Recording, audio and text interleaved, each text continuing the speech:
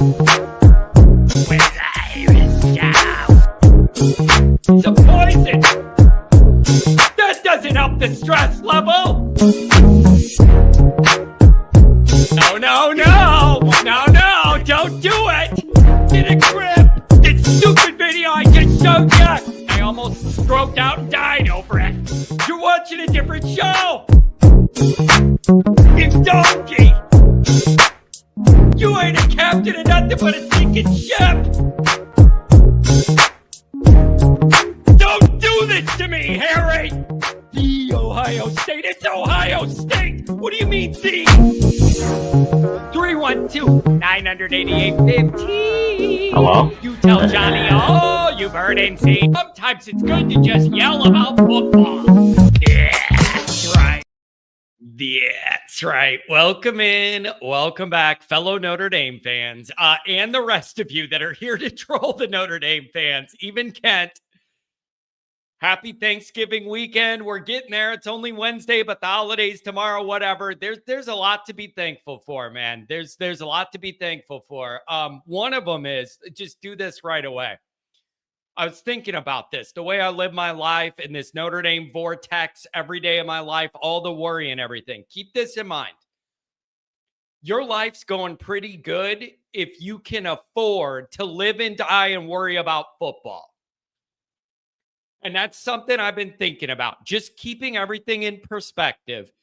If your life is going well enough that you could afford that stress and that thought to what's going to happen with football, man, you got it going pretty good.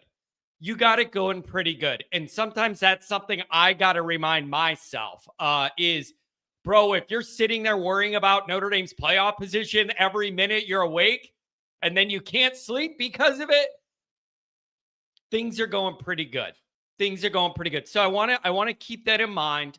And as we get into this over the Thanksgiving weekend. And so just a little bit of perspective there. I'm going to throw this out there too, though. Thanksgiving is a weird holiday for me. I told you guys, 4th grade head-on collision on Thanksgiving, driving to Chicago. I thought my whole family was dead. My aunt did eventually die from that accident, not that day. Yeah, everybody was knocked out. The car's on fire. I think my mom's dead. She's laying there knocked out, pinned between a bunch of stuff. Thanksgiving gets me in a weird mental and emotional place because of that dynamic. That you want to talk about the irony of being thankful. Try getting in a head-on collision on Thanksgiving for a little perspective. So Thanksgiving's always weird to me, and I still don't like driving around a lot on that day, all right? So that's always, Thanksgiving is the final destination for John. Almost, but not so fast, my friend. I'm still here. It might have messed up my brain. Maybe that explains some of why you get what you get from me. Maybe my brain was knocked around in that accident. It was not fun. So that's always in my mind. Couple other things as we get started here is yesterday, many of you know my brother. Yesterday, him and his wife welcomed their second kid into the world. So everybody's healthy. Everything went fine. Unlike when John does it. John, as a kid, we need a helicopter ride. Everything's drama and everything. Andrew's family, we're going to the hospital. We're probably going to have this kid. And then boom, there it is. And everything goes smooth. So I'm super happy for Andrew and Caitlin welcoming their second child. Ironically named after our aunt that died as a result of the Thanksgiving thing. They named their daughter after her. In her memory, and that means a lot to our family. So congratulations to Andrew and Caitlin. Everybody's healthy, and really good job to have this kid a couple days before the game. That's clutch. Great job having that kid in the middle of the week so you could get out of there and get home before these football games. So good job to Caitlin on timing that out. Good job. So John, who's your favorite of your brother's kids? I haven't met her yet, but I like the boy, but I never even met this girl yet. We'll see. So congratulations to Andrew and Caitlin. Here's the other thing too. Thank you everybody for joining us. If you're on hold, you're going to be on the air. Here's the other thing too. And I want to start with this regarding this Notre Dame football team. In an ideal scenario, you would be entering this 12th game comfortably in the playoff field where you knew if you won, you were in no matter what. 0 losses, 1 loss, right? In an ideal world, that's where we would want to be operating from.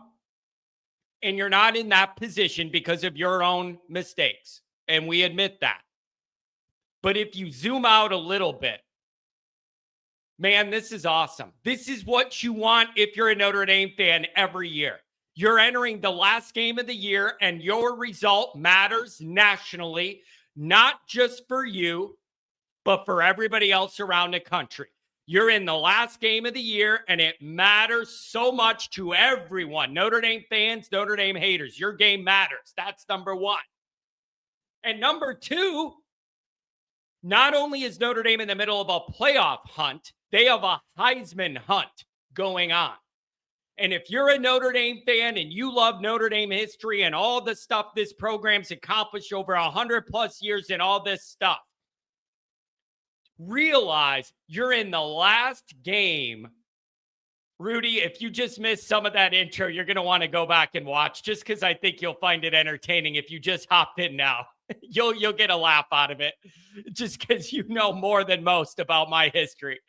But what I'm saying is, I just think it's amazing that you're here and you're in the middle of the playoff hunt. You have a Heisman guy out there in your last game, which is going to be the last one in the regular season for everybody because the game kicks off at 1 a.m. Yeah, Rudy, go back. You'll appreciate it. The fact that you're in the mix on everything to this extent is exactly the profile where Notre Dame should be every damn year. Right in the middle of the playoff hunt with all of our games mattering. And now you add a Heisman guy on top of it. So those are some things I wanted to start with. And then I want to know your reactions to the playoff committee, what you took from what they did and what they said, where you think Notre Dame is. I want to know what you guys think about that dynamic. And then also, God forbid if anybody actually wants to talk about Stanford. That's the thing here. I don't want us to get ahead of ourselves. And I'm talking about how do you handle Love's workload? You want him to get this record, but you don't want to run him too much. It would be great if he could do it in 8 or 10 carries again, get the 132, a couple touchdowns, you could get him out. So I'm talking about how do you handle the Love dynamic with wanting him to get this record, but not wanting him to risk getting banged up for a playoff run? And then how do you handle if you're a Notre Dame team that just lost arguably your first or second best defensive player to an injury and a blowout? How do you want to handle that if you're Notre Dame and you get a little bit of a lead? How far do you do that with your first string and push that to impress that committee? And when do you pull off and let other guys in? But I want to mention, all of that only comes into play if you beat the crap out of those guys early. And I am not taking that for granted. Like all of this bigger picture stuff, you better take this game seriously and go play really, really good football. It's a 4-win team for a reason. You're a 30-plus point favorite for a reason. You need to go in there and prove it. And I think these guys will. They know what is on the line. They know how far they battled to get back in this position. 9 games they had to win, and now it's 10. There's no way you're going to get to this point, and these guys are just going to lay an egg because they have jet lag because the game starts at 2 a.m. thanks to the ACC. Okay? It could be the best Stanford team in 4 years and still be bad at football, though. That's the thing. It could be they're trending up as a program overall. They play tough. It could be the best team they've had in 4 years and still be really bad. That's a very low bar. And it's important to remember, These guys were like in a dogfight with Miami. I think it was 7-7 late in the third quarter with Miami, and then they ended up winning 42-7. But like, it could very well be the best Stanford team in 4 years and still be terrible. Like, they have 4 wins. So how much better are you? I don't know. So I'm not taking that for granted. You got to go out there and get ahead of these guys for anything I'm talking about to matter, about load management, first string, second string. You better go out there, jump to a big lead. Get out there and jump to a big lead.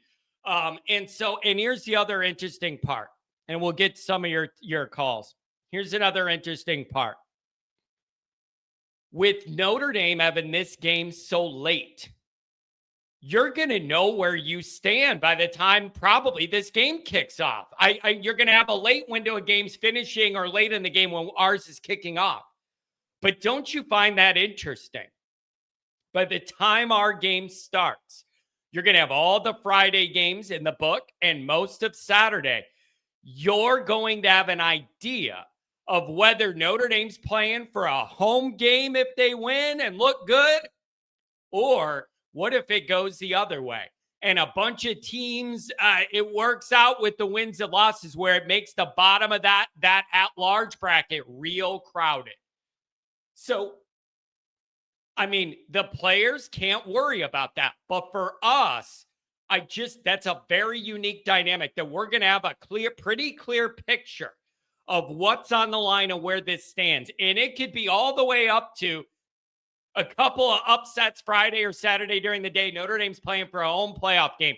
Or it all goes the other way, and then you're looking at a log jam at the bottom of that bracket for those remaining at-large bids. It's amazing, you guys. This is what you want every year for your program. The last game of the year matters nationally for you and everyone else, and you got a guy in the Heisman race. It's a beautiful thing. Drink some coffee, drink 10 beers, whatever you got to do to stay up for this one. And if Notre Dame ends up completing the 10-game winning streak, I'm going live. I don't care if it's 1:45 in the morning. I'm going live. And whoever's up can celebrate with me. It isn't going to be a 2-hour show till 3, 4 in the morning. I got articles to write till the sun comes up. But we're going to go live for a while, and anybody awake, let's celebrate. So I want to know what you guys think of Notre Dame, Stanford, and I want to know what you think of this playoff dynamic. And here's another thing that's interesting to me. You got the playoff ranking reveal. Then they talk to the guy and he says, what's up? And on the Patreon chat, there's people disagreeing on the interpretation of where this is at. It's an amazing social experiment. We all saw the same ranking, and the guy give the reasons why. And still you have a bunch of people that are like, I don't like Notre Dame's odds, or like Notre Dame's totally safe if they win. It's amazing to me. We all saw the same information and come away with different takes. It's really interesting. So I would love to know what you guys think about it. It seemed to me like that committee guys said Notre Dame and Miami were compared in the same like grouping, and we think Notre Dame's playing at a higher level more consistently. Didn't the guys say that? So if you beat Stanford handily, well, how does that change it? So I don't know. It's up for interpretation, I guess. So here's something else I'm thinking about. I'm going to bring this up on my phone. Check this out.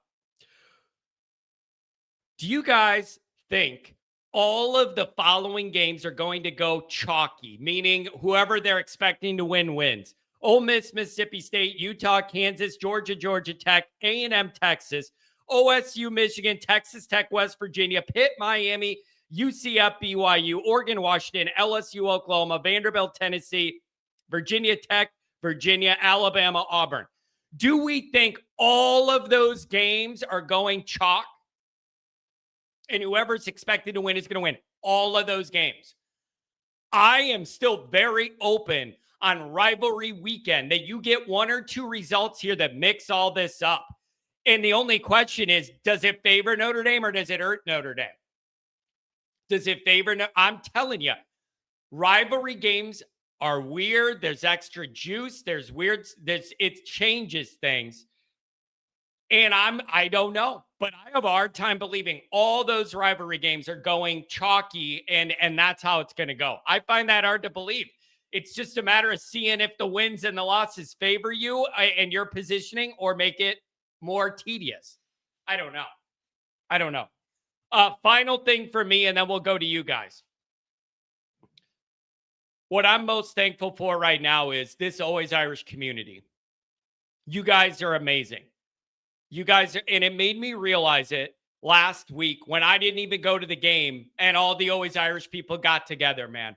I am so thankful for this. We were all internet strangers, and now we're real life friends that all make an effort to communicate and meet up whenever we get a chance. It's the best. It's what I'm most proud of doing all of this, is bringing all those people together to where nobody feels like if they go to Notre Dame or whatever, they're there alone and they don't have anybody to hang out with and they don't have a home tailgate and you're just kind of walking around with your little group and then you go to the game. Now, for every one of these home games, there's always Irish people that want to hang out with other people and everybody feels welcome and that they belong and they have a home and they're accepted.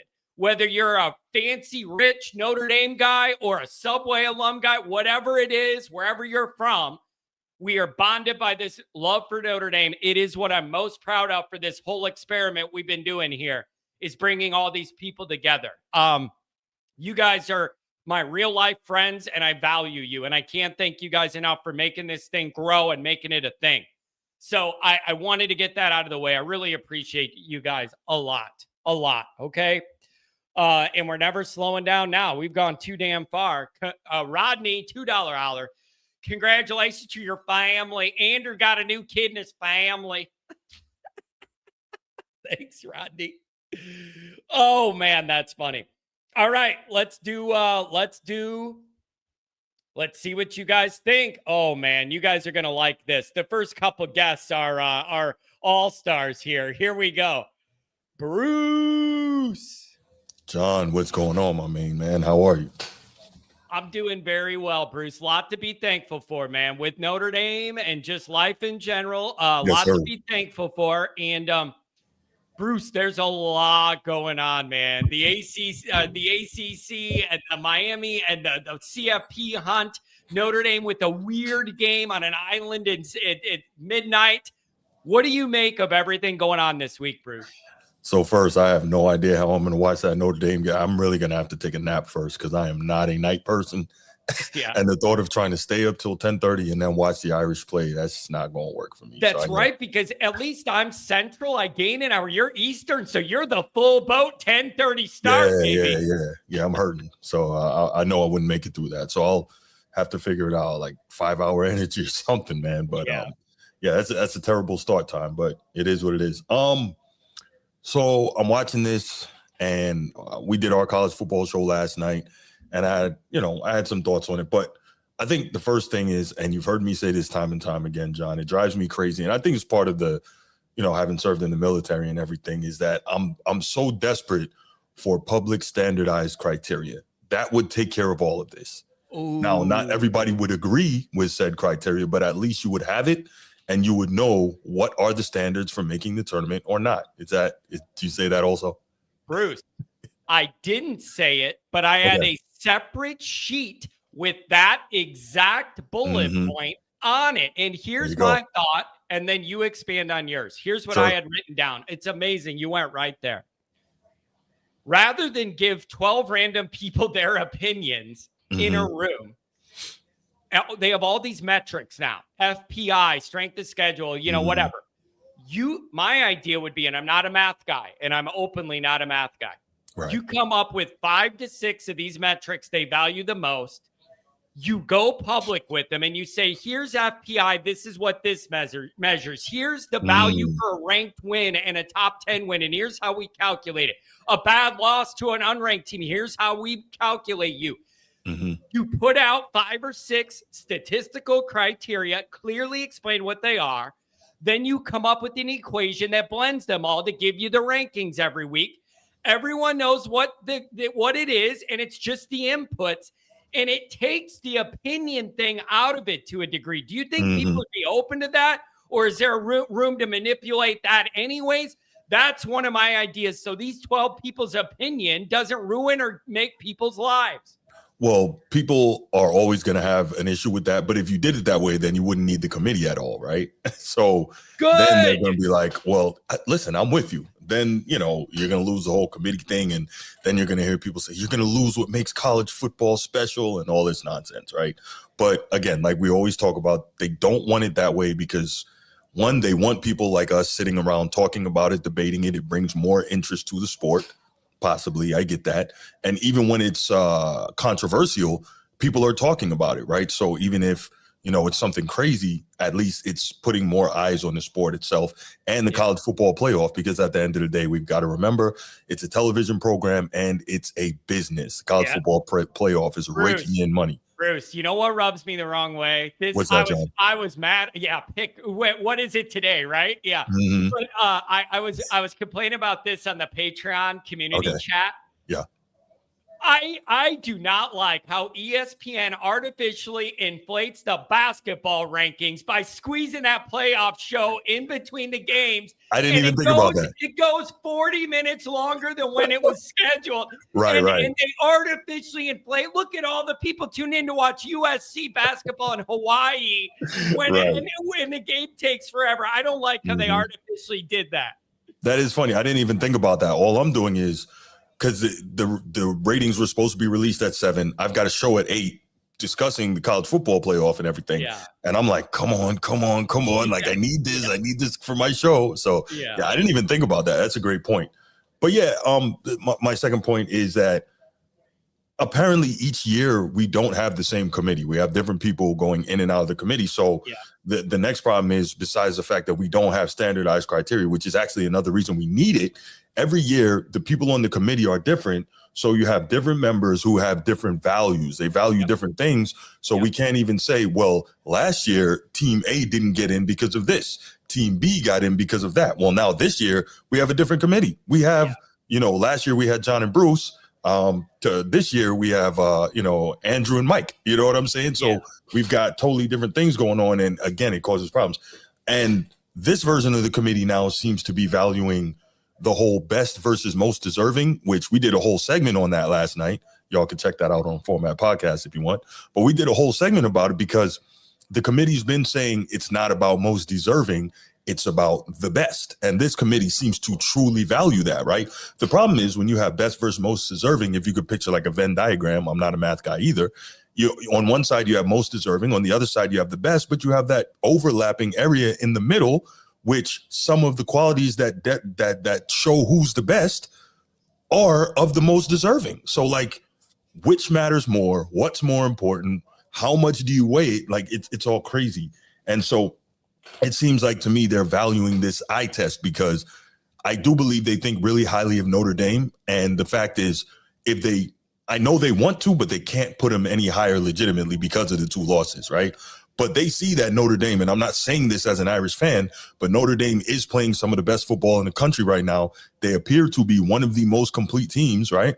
I saw a stat the other day saying Jadarian Price is averaging slightly more on kick returns this year than Rocket Ishmael did when he was there, which is crazy, right? About a yard or so more. So he's one of the most dangerous return men in the country. You've got him. Obviously, you got maybe the best player in the country in Jeremiah Love.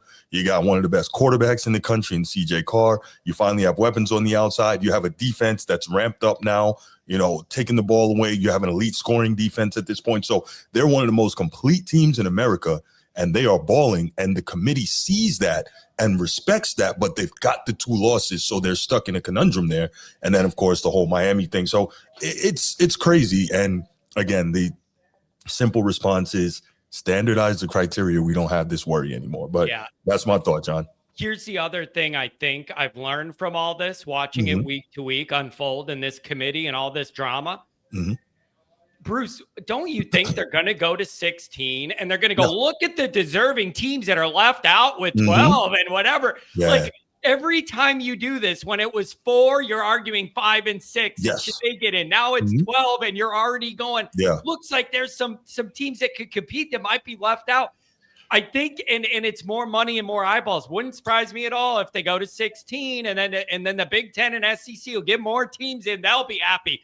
Like then Notre Dame and Miami could both be in. Like I think that's one thing. I look at Twitter and the nightmare that is with everybody fighting. My big takeaway is 16's coming.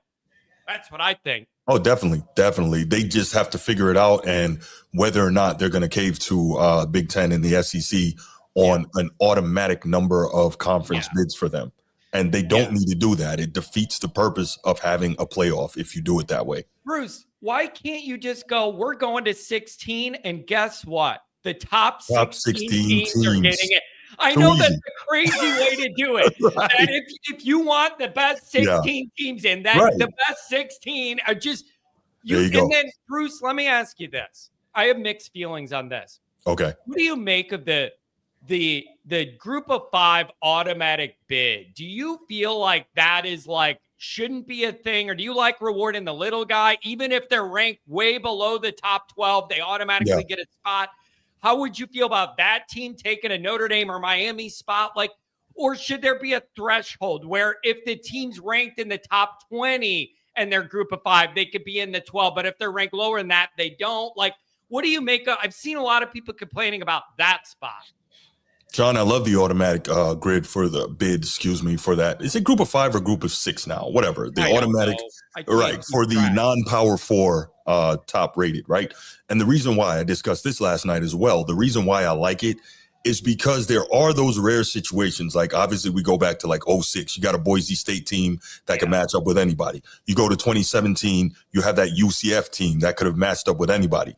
I'm going to go to my grave believing 2017 UCF would have beaten everyone in the country except Alabama, but they never got the chance to prove it. Ooh. They played in the Peach Bowl that year against Auburn. That year, Auburn from the mighty SEC, you know how I feel about that, beat Georgia and Alabama in back-to-back weeks, but somehow got squeezed out of the SEC title game. But that was a hell of a team. UCF beat them in the Peach Bowl. So I say that to say there are times when the quote-unquote little guy, a non-power 4 guy, is good enough to beat, whoever. And my thing is, John, there's no reason that they shouldn't get a bid, because you can't tell 6 different FBS conferences that no matter what they do, they're not good enough to get a shot. That's not cool. Well, they're not good enough to get a piece of the money. They're not good enough to get a shot at the title. That's why I'm building in a threshold, because in the years there is a team that could compete. If they're ranked in the top 20 or whatever, then let them have the spot. But what if the best group of 5 team is ranked 28th and then they get to just play a lower schedule and then jump all those other power 4 teams just because they're group of 5? I want a threshold to accomplish what you want, but not let somebody in that has no chance. I get it, John, but I think the problem there is if you did that, the committee, once again, could very easily make sure that that group of 6, group of 5, whatever team never hits the threshold, so we don't have to worry about it. So we have a playoff, but we don't have a true playoff. Yeah, I get it. So what do you make of Notre Dame's positioning, Bruce? Where Notre Dame is at, considering what the committee has said and done so far? I'm going to say this. Whatever metrics and philosophy they're using so far has been very pro Notre Dame. Whatever arrangement of numbers they look at and their values, they value Notre Dame. And so that is in Notre Dame's favor. What do you make of Notre Dame's position? If you look good against Stanford and win by a few touchdowns, you're in? Do you think we're on the borderline? Does it depend what else happens in these games? What do you make of it? I like the position, John. I do. As I said earlier, I know that the committee believes, based on what they're telling you, based on how they're voting and how they're setting this thing up, they believe that Notre Dame is one of the best teams in the country. As I said, I believe they're one of the most complete teams in the country. That said, there's no way you can get past the 2 losses, right? You just can't. So unless there's a lot of chaos above Notre Dame in the rankings, they're pretty much going to sit where they are, which now, and I've been thinking about this a lot, and I heard you talk about it, I think, last week when you're saying, listen, if Notre Dame doesn't get in, you're not upset with the committee. You're not mad. We're mad with ourselves.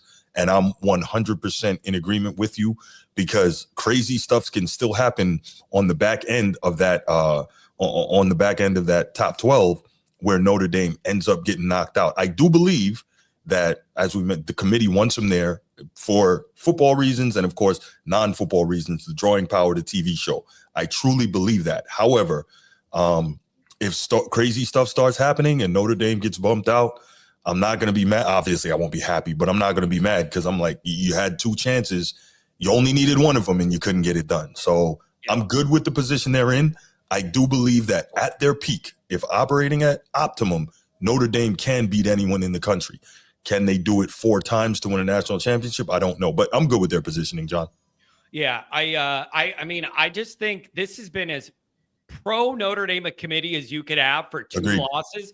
And I can't really complain about much because they have been very pro Notre Dame the way they're thinking about things. So I don't have that complaint. And you just hope this holds or Notre Dame could even move up. And I don't know, man. But when you lose your first 2 games, you're asking for trouble and you're going to sweat it out, and you deserve that. Right. Anything about the Stanford game, Bruce? Like I have some anxiety getting ahead of myself. How do you get selfish and get love those 132 yards he needs and highlight him? When do you take starters out to avoid injury, but also impress the committee? All of those discussions ignore the first thing, which is you better be ready to play. I think that if they get out early, something along the lines of, maybe it won't be as bad, but something similar to what happened against Syracuse, they get out early, then you pull starters at half. Hopefully, Jeremiah Love, you make that concerted effort to get him carries early and often. He breaks a couple. There's the record. Get out of here. Go sit down. We don't want to risk it. You're good now. You've secured the record in, one of the most storied programs in history, one of the most storied programs in America. That record should be enough to get you to New York. And hopefully we don't see Mendoza and Sain play too great against each other in the Big Ten championship game. Yeah. And maybe, just maybe, that decade year ending in a 5 gives us another running back winning a Heisman this year. So I think that, and I'm sure Marcus Freeman's telling them, hey, you guys want an early day, get out there, take control of this thing, put your foot on their neck early, and you're sitting at half, and all the young guys get a chance to get in there because they're frothing at the mouth as well. You saw that against Syracuse. So, I think halftime is optimal, provided Notre Dame goes out and does exactly what it needs to do early. And I think those guys are hyper-focused. I think they understand the kind of danger of the situation with where they're placed. I also think that O-line badly wants to get this record for Jeremiah Love. Jeremiah Love wants the record for himself. And I'm sure that CJ Carr might want to, he might want to get a couple through the air as well, being that. And they talk about him being a team guy, but he hasn't had a chance to put up big numbers lately. Yeah, it is, man. It is just when I zoom out, it is, you're in a good position, Notre Dame, man. You matter. Your game matters. It shapes what happens around the country in the playoff. You got a guy in the Heisman mix, man. Like, if you want something to be thankful for, this program's in a really solid place. They lost 2 games, and it was a mess, but they're in a really good place. Anything else, Bruce? Thanks for joining us on a early Thanksgiving here. Nah, John, I'm all good, man. Thank you to you for what you do, man. I really appreciate it. Always Irish fam, man. You guys are great. I've had the opportunity to meet you guys twice now. A lot of you at the tailgates up in South Bend. And I always, I tell the stories about the times I've been in South Bend. Blessed enough that my son went with me last time I was there. So thank all you guys for, being extended family, and go Irish. Hey, Bruce, really appreciate it. Send my regards to the family as always. I love your son. He is the most respectful young man. I absolutely love that kid. He's got good parents. And let the people know where to find you on the way out, Bruce. Yes, sir. You can find me on YouTube, The Format Podcast. We cover all sports, not just college football, but every Tuesday night we do a college football show. And one of my co-hosts there is a former Fighting Illini wide receiver who also played briefly in the NFL and for some years in the CFL as a wide receiver and kick return specialist. So check that out. That's good talk if you're college football. If you're NFL, we do that too. We get into it. We do sports, but we do not talk baseball or hockey. So if you're looking for that, you won't find it. But yeah, check us out. The Format Podcast. Appreciate you. Bruce, I appreciate it, man. Send my regards to the family. Will do, John. Thanks so much, man. Yep. Thank you for your service as well. Oh, what a nice guy. You could tell, military man. Is Mike Denbrock as the next Stanford coach? Does he want that? I'm not being sarcastic, but I kind of am, Andrew. Does he want that at his age? Do you want that problem? It's just like, it's hard to win out there and it's hard to recruit out there. Like, do you want that problem if you're Denbrock's age? I honestly am asking.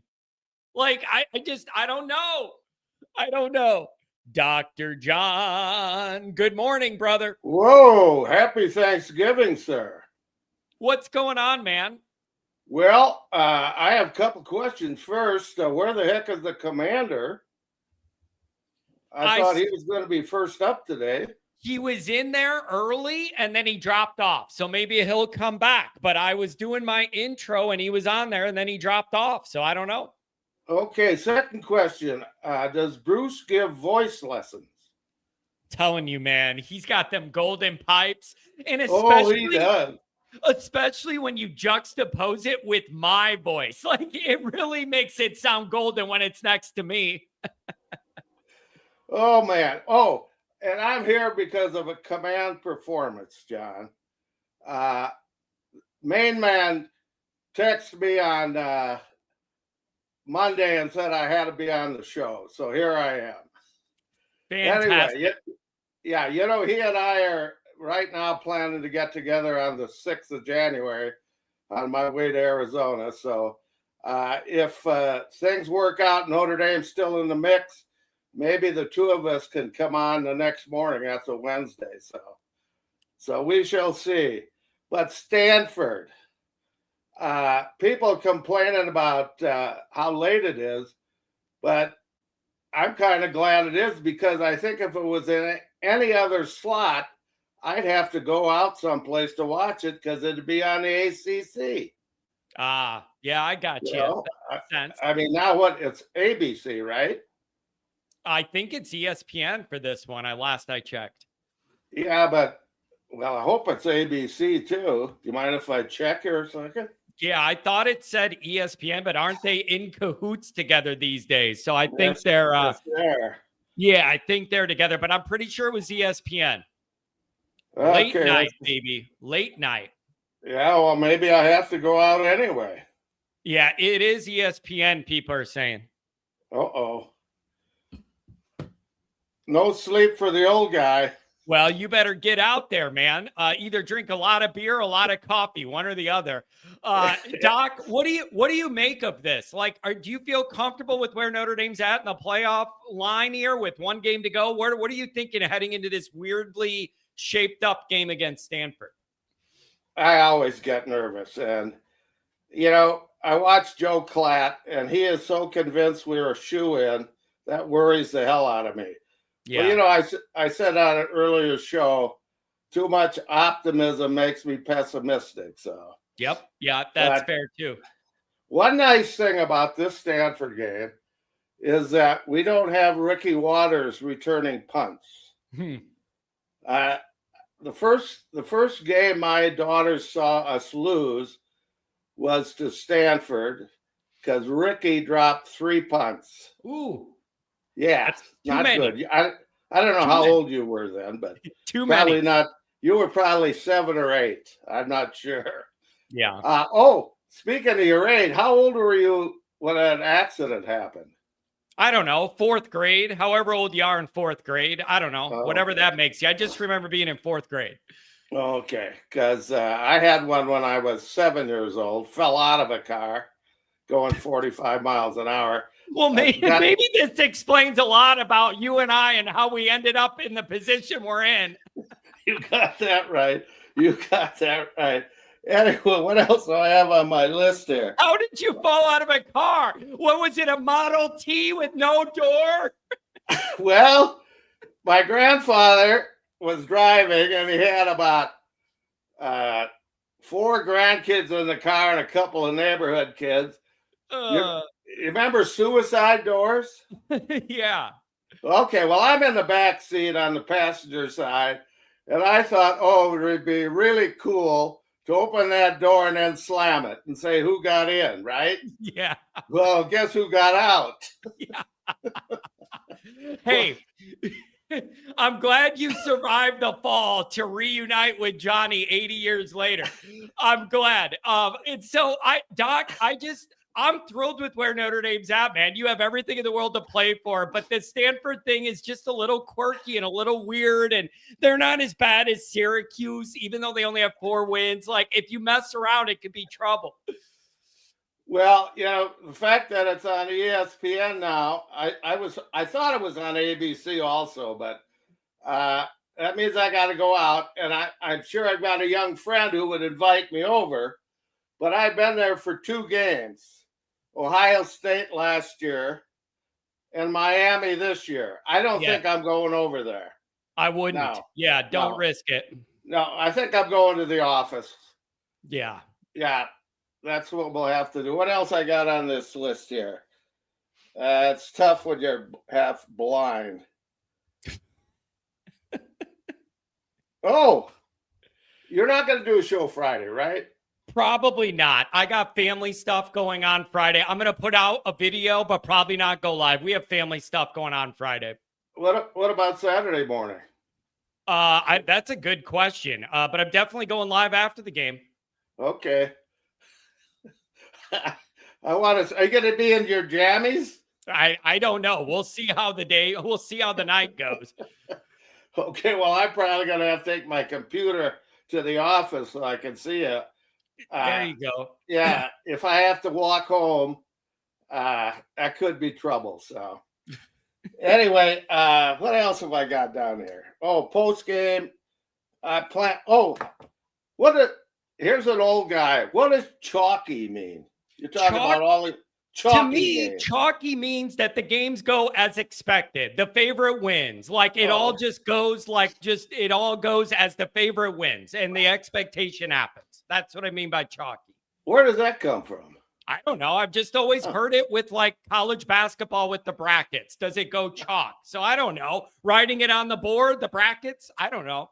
Okay. Well, when I sign off here, I'll have to go into the chat, see if the main man was in there at all. I'm not looking at chat right now, but you didn't make a big deal about what's behind me. Yeah, it does look good. It looks good. I like that. That used to be flying down in Arizona when I had a park model in a RV camp down there, but now it's up here in the frozen tundra. So awesome. Anyway, partner, happy Thanksgiving. Pass that on to your folks, would you please? I certainly will. And same back to you and your lovely family and all the daughters and everybody. I'm sure you're all getting together and tell them all regards from the Kennedy clan. I will do that, sir. Keep up the good work. Proud of you. Will do. Thanks a lot, Doc. Okay. Happy Thanksgiving. It's somebody said it's Cheech and John. Oh, that's good. Couple super chats. Oh, man. Deep Water 1301 is not a Notre Dame fan. That is a new name. They are trolling us. Notre Dame lost to capital letters, so you know they're serious. Notre Dame lost to the only 2 playoff caliber teams they played. Get them out of here. It's a fair point. I consider Notre Dame very fortunate to be in the position they're in, given you lost 2 of your 3 biggest games of the year. If you got to go on the road somewhere and play, just be glad to be in the tournament. That's where I'm at. $5 holler, Bob out. Losses have always mattered more. Don't lose to bad teams and don't get blown out. 2018, OSU got left out after getting destroyed by Purdue. Nothing new. And here's the other thing. People have trouble wrapping their brain around. And I don't know how to get people to understand this. You get penalized more for losing late in the year. You just do. You could say it shouldn't be the case, but history has shown there is a heavier penalty to losing down the stretch in November than there is your first game in August. That's always been the case. You may not like it. You may think each slice of those 12 is equal, but the reality is the powers that be, there's a heavier penalty losing as the season goes on. People need to understand it's just the way it is. $5 holler from the skater, the skate rat. My back is feeling better. I should be fully healed enough next week. Frank Reich isn't a good enough coach. I'm a Colts fan. He was terrible at Indy. Little bit of everything there. I'm glad your back's feeling good. Go do a double ollie spin-a-rooney and send it to me. Andrew Gilmore, of course. Here he is. Look at him. He's got the answer. I was just reading that chalk comes from old-time horse betting. They use chalk boards. Favorite odds were updated.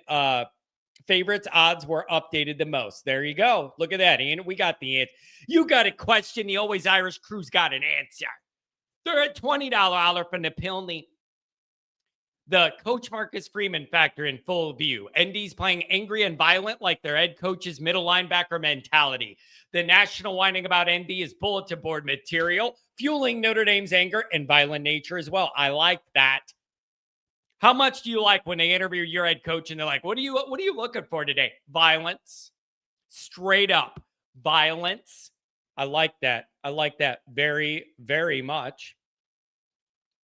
Here we go. I'll give him his time. Commander, you're on. That's right, Uncle John. How much time you got? Happy Thanksgiving. Happy Thanksgiving, and congratulations to your brother on his new little turkey. Oh, thanks, man. Yeah, I was joking. I said, really good timing having this kid out and done and everything before the weekend for the football. So good timing there for Andrew. What's up, Commander? Welcome to the show. What do you make of Notre Dame's playoff situation and the game this weekend? It is your platform. Well, before we get to the present, let's rewind to the past. Okay. We'll go back. I think it was in June of 3 or 4 years ago. It was when you first started doing the call-in shows. Okay. It was a Saturday night, one of the very first Saturday Night Lives. I called in. I don't know if you remember this call or not. I was the last caller on the show. You became very upset because I wouldn't agree with you on giving Freeman credit that he had not earned at that point in time, to the point where, I think you threw some stuff, you were yelling, very, very upset. I find that very hard to believe. I've never had that reaction. Well, I don't know if you remember or not, but I do. And like I said, I was critical of Coach Freeman when he first came on board because of the 3 losses to start.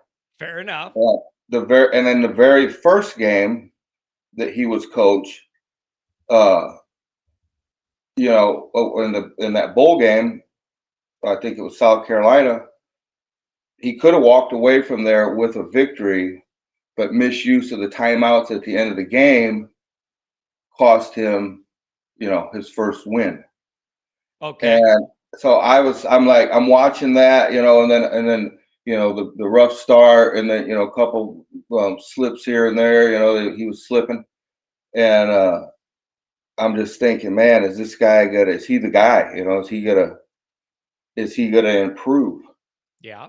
And I think, based off last year and this year, the answer is absolutely he is the man, and he has greatly improved. And I could give you an example of someone who's been a coach about the same amount of time as Marcus Freeman, is Deion Sanders at Colorado.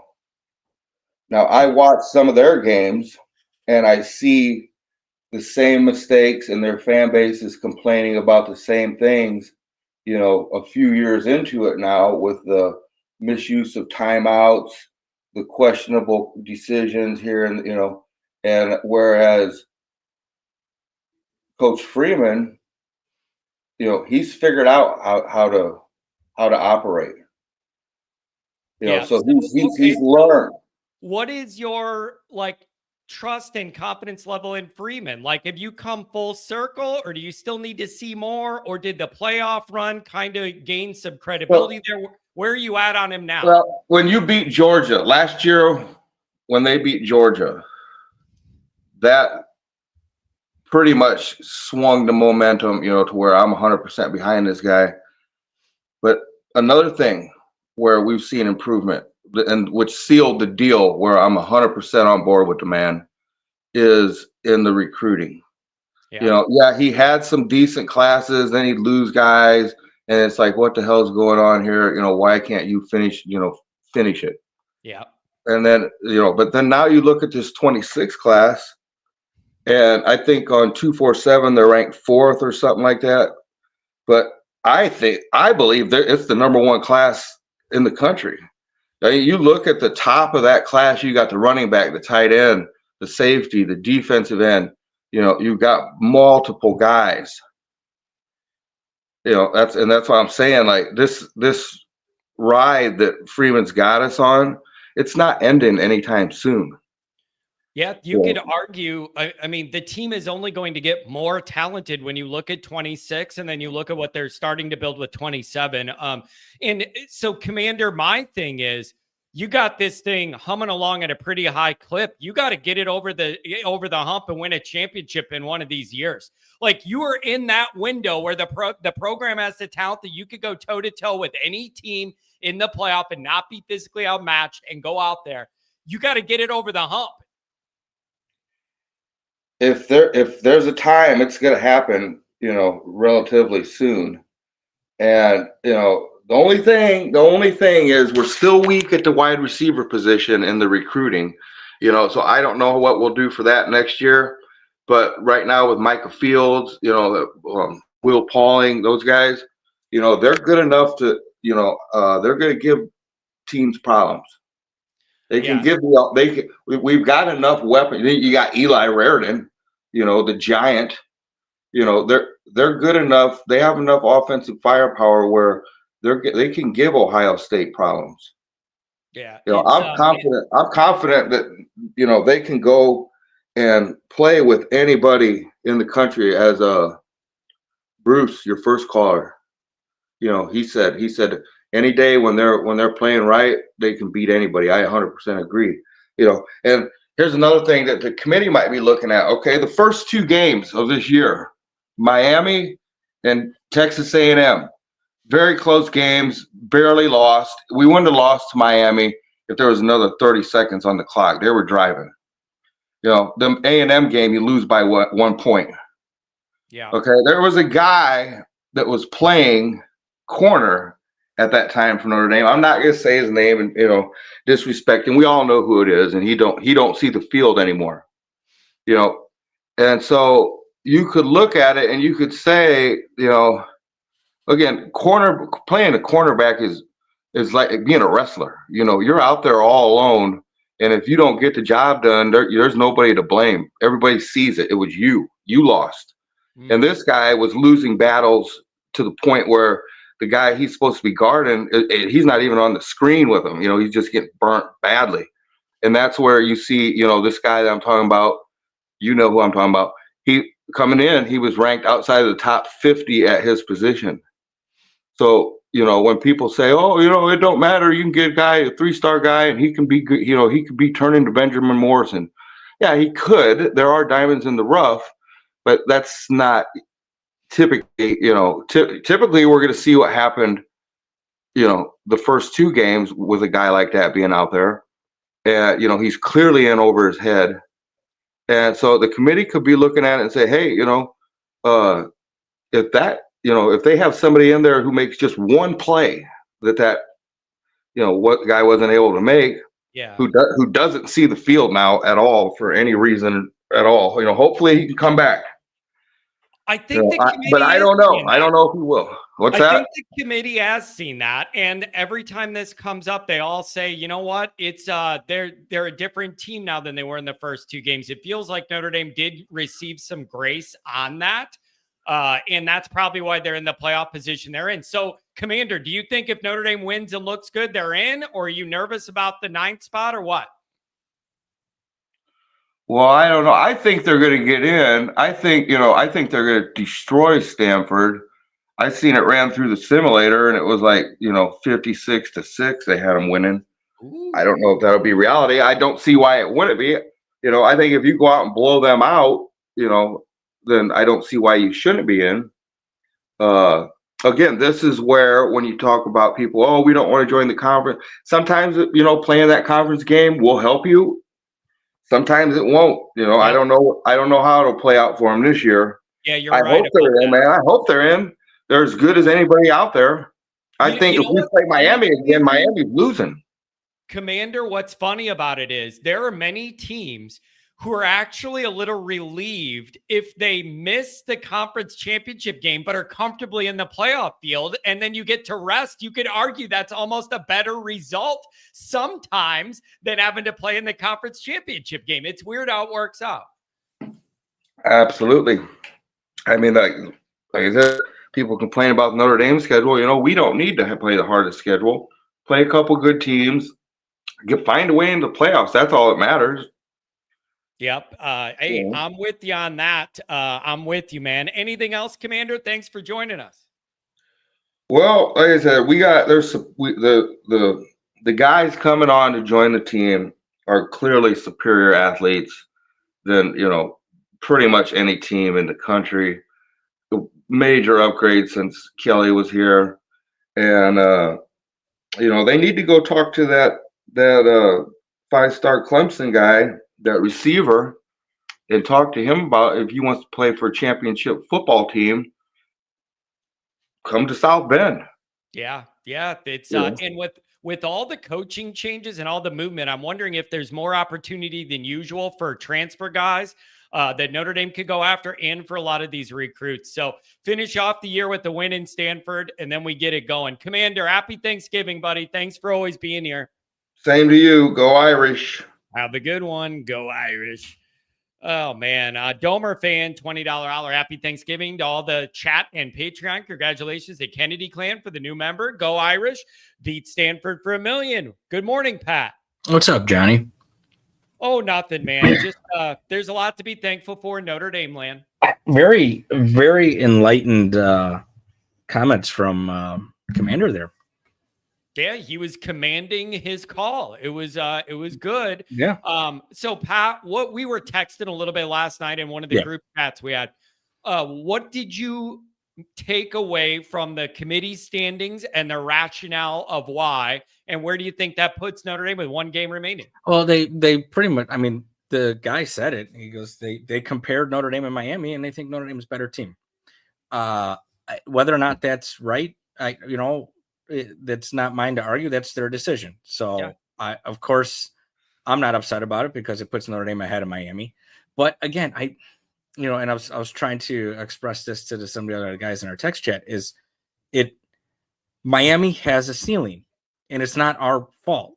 Miami has a ceiling because they lost those 2 conference games, and therefore they are out because they can't win the ACC.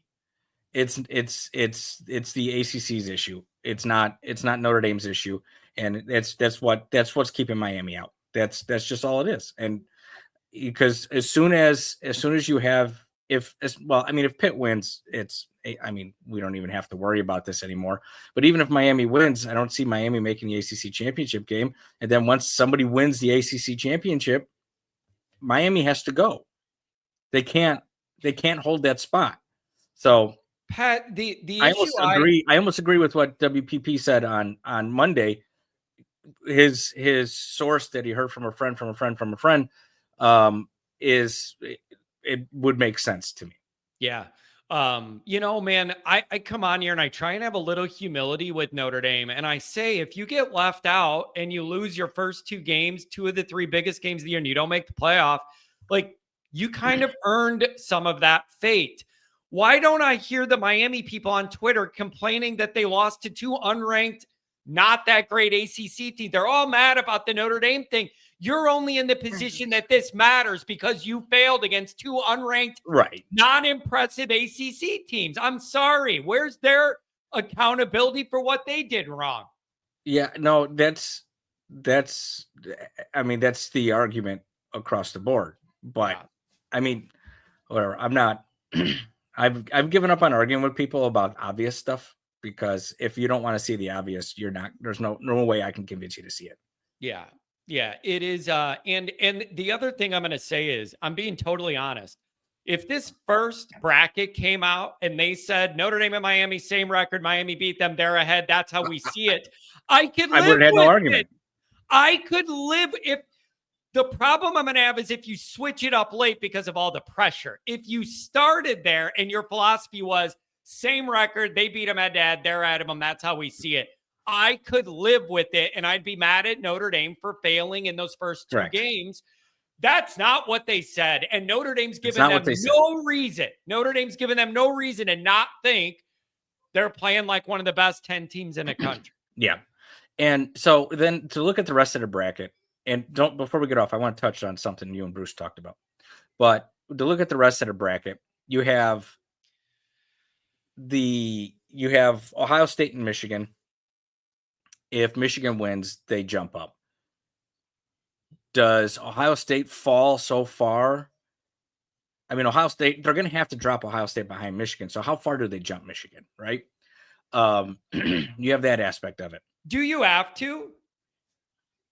Do you? I guess not, because they're saying head-to-head doesn't matter. But I'm saying they would have one loss. Couldn't you? You could drop Ohio State and raise Michigan, and Michigan doesn't have to be above them. They still have two losses. Fair. I mean, so you could reward them by bumping them up and bump Ohio State down, and they could still be ahead with one loss, not two, right? Because I think even with one loss, Ohio State is still in their hosting championship. Yeah, and they would. So I don't know, and I just don't know where Michigan would jump up. I don't think Michigan wins this year. I don't think. Yeah, I think Ohio State's going to win that game. Yeah. But that is an interesting scenario for how, because it will push Notre Dame. I think they put Michigan in front of Notre Dame. I do. It's a 2-loss team, and they just beat the number 1 ranked team in the country. I think that pushes Notre Dame down to 10. Is there any consideration that one of Michigan's losses was basically a beatdown by USC, who then Notre Dame turned around and beat down? I wonder if that's a part of that equation or not. It shouldn't be. I don't think it should be, just from the simple fact that with the Notre Dame Miami situation, you can't. I mean, if you're saying a head-to-head doesn't matter, and I think the reason they're saying the head-to-head doesn't matter is because it was by 3 points. To Luke's point, Notre Dame ran out of time. They were probably going to win that game if they had a little bit more time on the clock. But I don't think all head-to-heads are the same. It was the first one of the season. When did USC and Michigan play? It was a long time ago. Yeah, it was a long time ago. So the USC Michigan has less weight than the Notre Dame USC, and if you go out and you beat the number 1 team in the country, it's showing you got better. Again, it goes back to, we've been talking about eye tests. They clearly like the eye test, and if Michigan can beat USC, they're gonna say that they're passing the eye test. Yeah. WP Mr. Kaiser State with 2 losses. Michigan cannot be ranked ahead of 1 loss. West Palm Pat, I'm not arguing that. I would, because they're not showing that's the case. I'm just saying it's a possibility. I'm not saying it's going to go one way or the other. The BYU Texas Tech thing, I mean, based on how the last game went, I'm pretty confident that Texas Tech should be able to beat BYU up again. Yeah.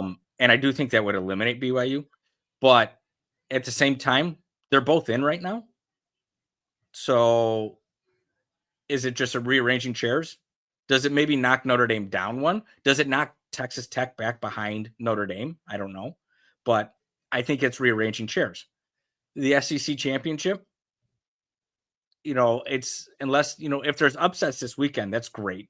If Ole Miss loses in the Egg Bowl, Alabama loses to Auburn. That's all gravy for Notre Dame. But if there's not, if it's chalk, it's just rearranging chairs. I think it's just rearranging chairs. Yeah, because people keep bringing up, what if Alabama wins, right? Wins the SEC championship or whatever. Well, both those teams are already in the field anyways, right? Right. They're already in the field. So I don't you think would just rearrange the rankings. You're just rearranging the rankings. Yeah. I don't think it knocks Notre Dame out. So that's a possibility. And again, I'm not worried about Miami. I don't see how Utah jumps up. I don't see how Vanderbilt jumps up. I mean, Michigan beating Ohio State is even worse it's worse for Miami than it is for Notre Dame, I think. Yeah, that's a good point, because if you have worries at the bottom, Miami has more worries at the bottom. Correct. At large part. Yeah, that makes sense. That's exactly right. And once you have an ACC championship, I think Miami's out no matter what. But let's go.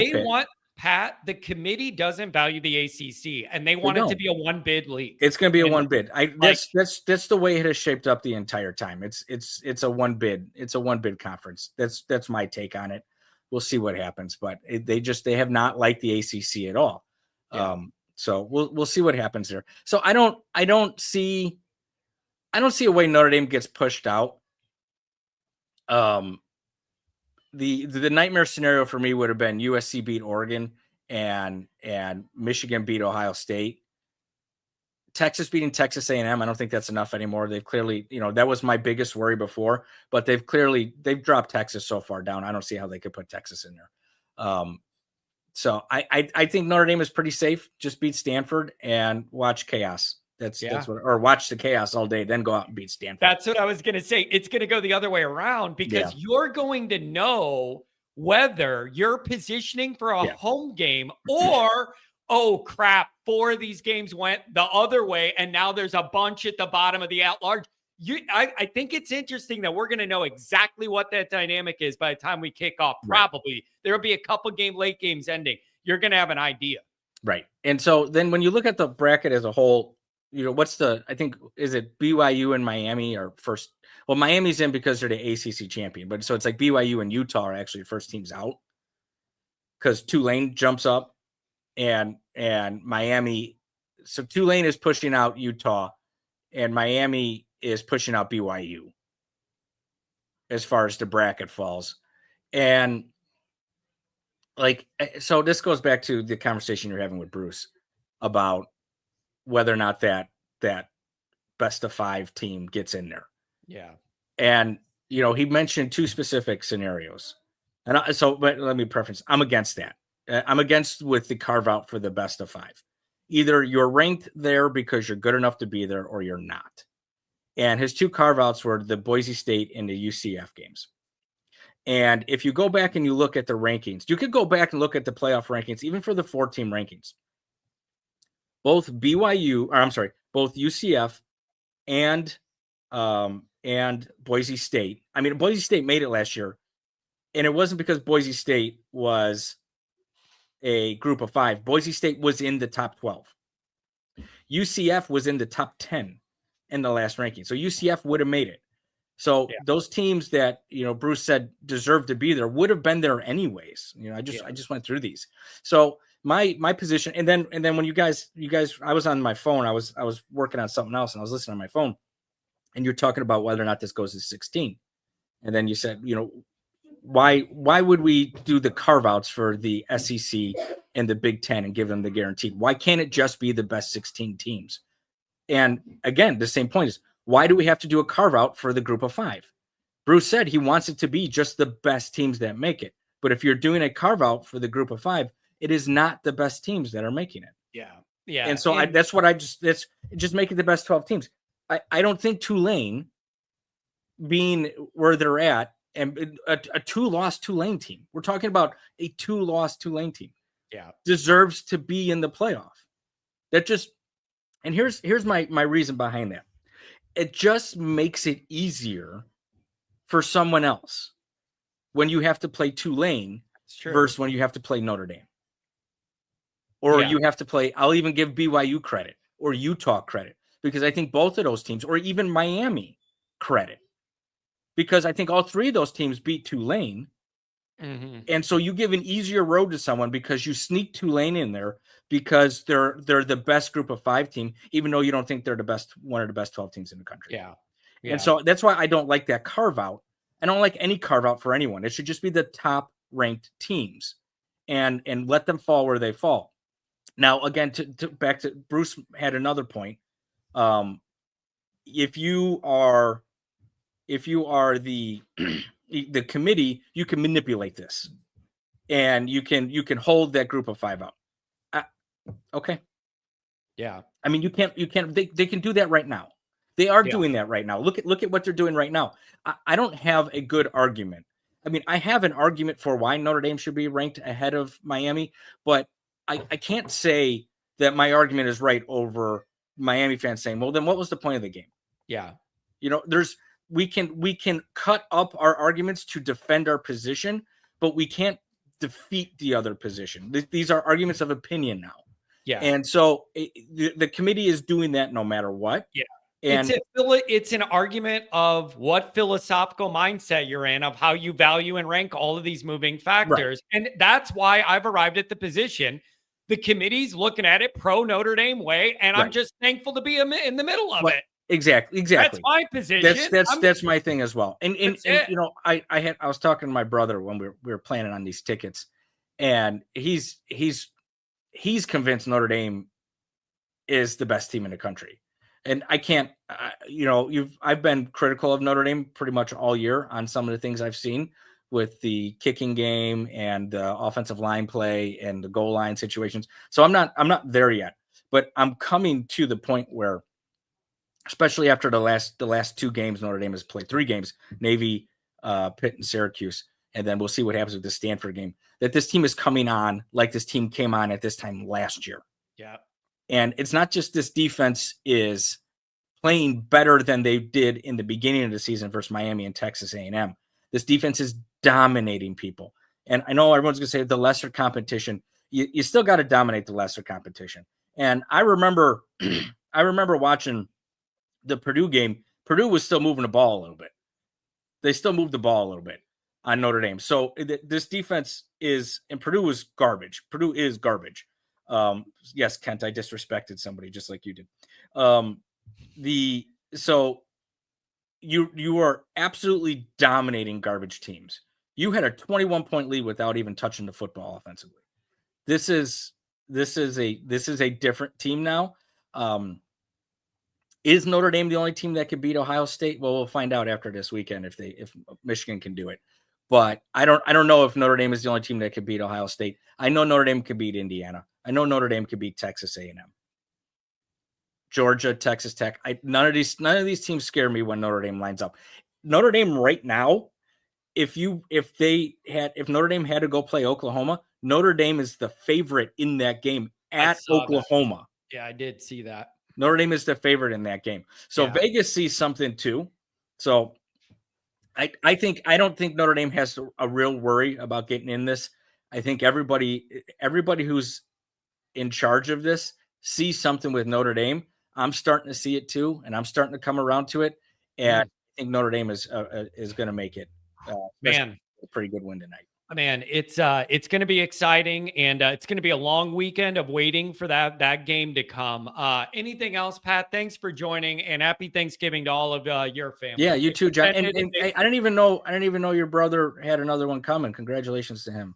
Yep, it's and everybody's healthy and doing good. Hopefully, get Fantastic. home maybe today. Are your parents down there? Are they on their way? They're going to go down there soon. They wanted to kind of give them some space, let them do the thing. Sure. And then my parents are going to go for a couple weeks. And then my mom's retiring at the new year. So they'll spend winters in Florida and then summers back up here. Oh, it's glory days now. Yeah. So now snowbird time. I wonder if my dad's like, damn it, I like those months where I was retired and she wasn't. He would just go, I'm leaving Illinois. I'm going to the condo for 2 months. I'll see you guys. Just down there hanging out, chilling. Yeah, he's down there hanging out and putting and chipping all day and hanging out. Right. And so I'm happy for her. She's good for your brother. Congratulations to A and your mom. Congratulations on the pending retirement. And yeah, it sounds like everything's good in the Kennedy world. We just need some NDWs. Yeah, let's get it, Pat. Hey, tell Lauren and all the girls and your dad and the brothers and everybody happy Thanksgiving from the Kennedys. Sure thing. Thanks, brother. Thanks a lot, Pat. Good stuff. Oh man, this is happy Thanksgiving to everybody. Let's keep it moving. Will ND, welcome, brother. Hey, John. Happy Thanksgiving, and I'm thankful for Jeremiah Love. I'm telling you, what a joy to watch, man. What a joy to watch. And it's just a very humble star and a great backstory of his life and the journey to Notre Dame. He's finally getting some Heisman pump. Finally. And I hope it's not too late, but he's finally getting that national push of people bringing it up. And I think he's got a chance for this, man. I do. I think it's in play, and you got to get him over that record against Stanford. And John, Do you think it would be better to be the 10 or better to be the 9 at the end? Because I feel like, do you want to just get OSU in the Rose Bowl like early in the second round, or would you want to get them in the championship if we get You know there? what? You're playing with fire, right? Because Yeah. because 11 and 12 are already allotted for the G5 and then the ACC champ, right? 10 is going to be your last at large. So you Mhm. could argue 10's a maybe a more favorable bracket, but you're playing with fire Yeah. being the last team that could be out. 9, you're more comfortably in, but it could be a tougher road in that second round. I don't know where you fall there because you're playing with fire. Where I want it to fall is 2 or 3 upsets that happen Friday or Saturday, and if you win, you're up into a hosting seed. That'll Mhm. get people to stay up till 2 in the morning. Yeah. Yeah, for sure. John, do you think there's a way we can sneak out of this ACC deal? I mean, I feel like they're really pushing against the Irish whenever they can now with this whole Miami situation. They may actually be in breach of content for publicly lobbying against a contractual partner they make money with. And the ACC is a dying conference that has no juice and no momentum. Their historically strong teams are not as strong, and it's weighing everything down, like Miami, Florida State, Clemson, Virginia Tech, all those schools we grew up with that were up there, they're down. Mhm. It's weighing things down. Now, here's the tricky part of that. Here's the tricky part. In the modern world, would Notre Dame have trouble scheduling a really good schedule if they had to do it all the old way and Mhm. build 12 opponents out and not have a handful already in the bag? I don't know how willing all these other teams would be to sign up to play Notre Dame in the modern era with the new playoff and Notre Dame being a really tough team to beat. I don't know. Would you have trouble filling out a schedule? I don't know. Mhm. I mean, let's hope that Pete and Marcus they're like talking, and just hope they're talking about this and like looking at all options because man, the ACC's they're acting crazy. Yeah, I mean Notre Dame's what 32-7 since that arrangement Mhm. against the ACC, like whatever. And you also have to consider all the other sports, right? That are in the Mhm. like it's easy to forget football moves the needle, but all those other sports have a comfortable home in the ACC. I'm just saying that conference to me has stink all over it. It just looks like a dying conference and it's struggling. And I don't even like being partially involved. I don't know. Mhm. And John, like, how worried should we be about CJ in the and like just in the interceptions? Like, I think he's gotten a lot better in general, but it's like the interceptions, like even against that pick game, he threw a couple interceptions. That's the only thing that worries me I about think the that's team. fair. I think that's fair. And if you look where some of the mistakes have been and you really nail it down, some of them have been in the bigger games, right? Like you could argue that. Here's something else I've already thought about. If the bracket holds true, say it is chalky and the bracket holds true, think about this. You would be going to Oklahoma, and Oklahoma's head coach is where he is in college football for his defensive mind. All those years when Clemson was good, Venables was the run and all that. Mhm. He's an excellent defensive mind. You're going to give him a couple weeks to game plan for CJ Carr, get in his head, try and confuse him. Mhm.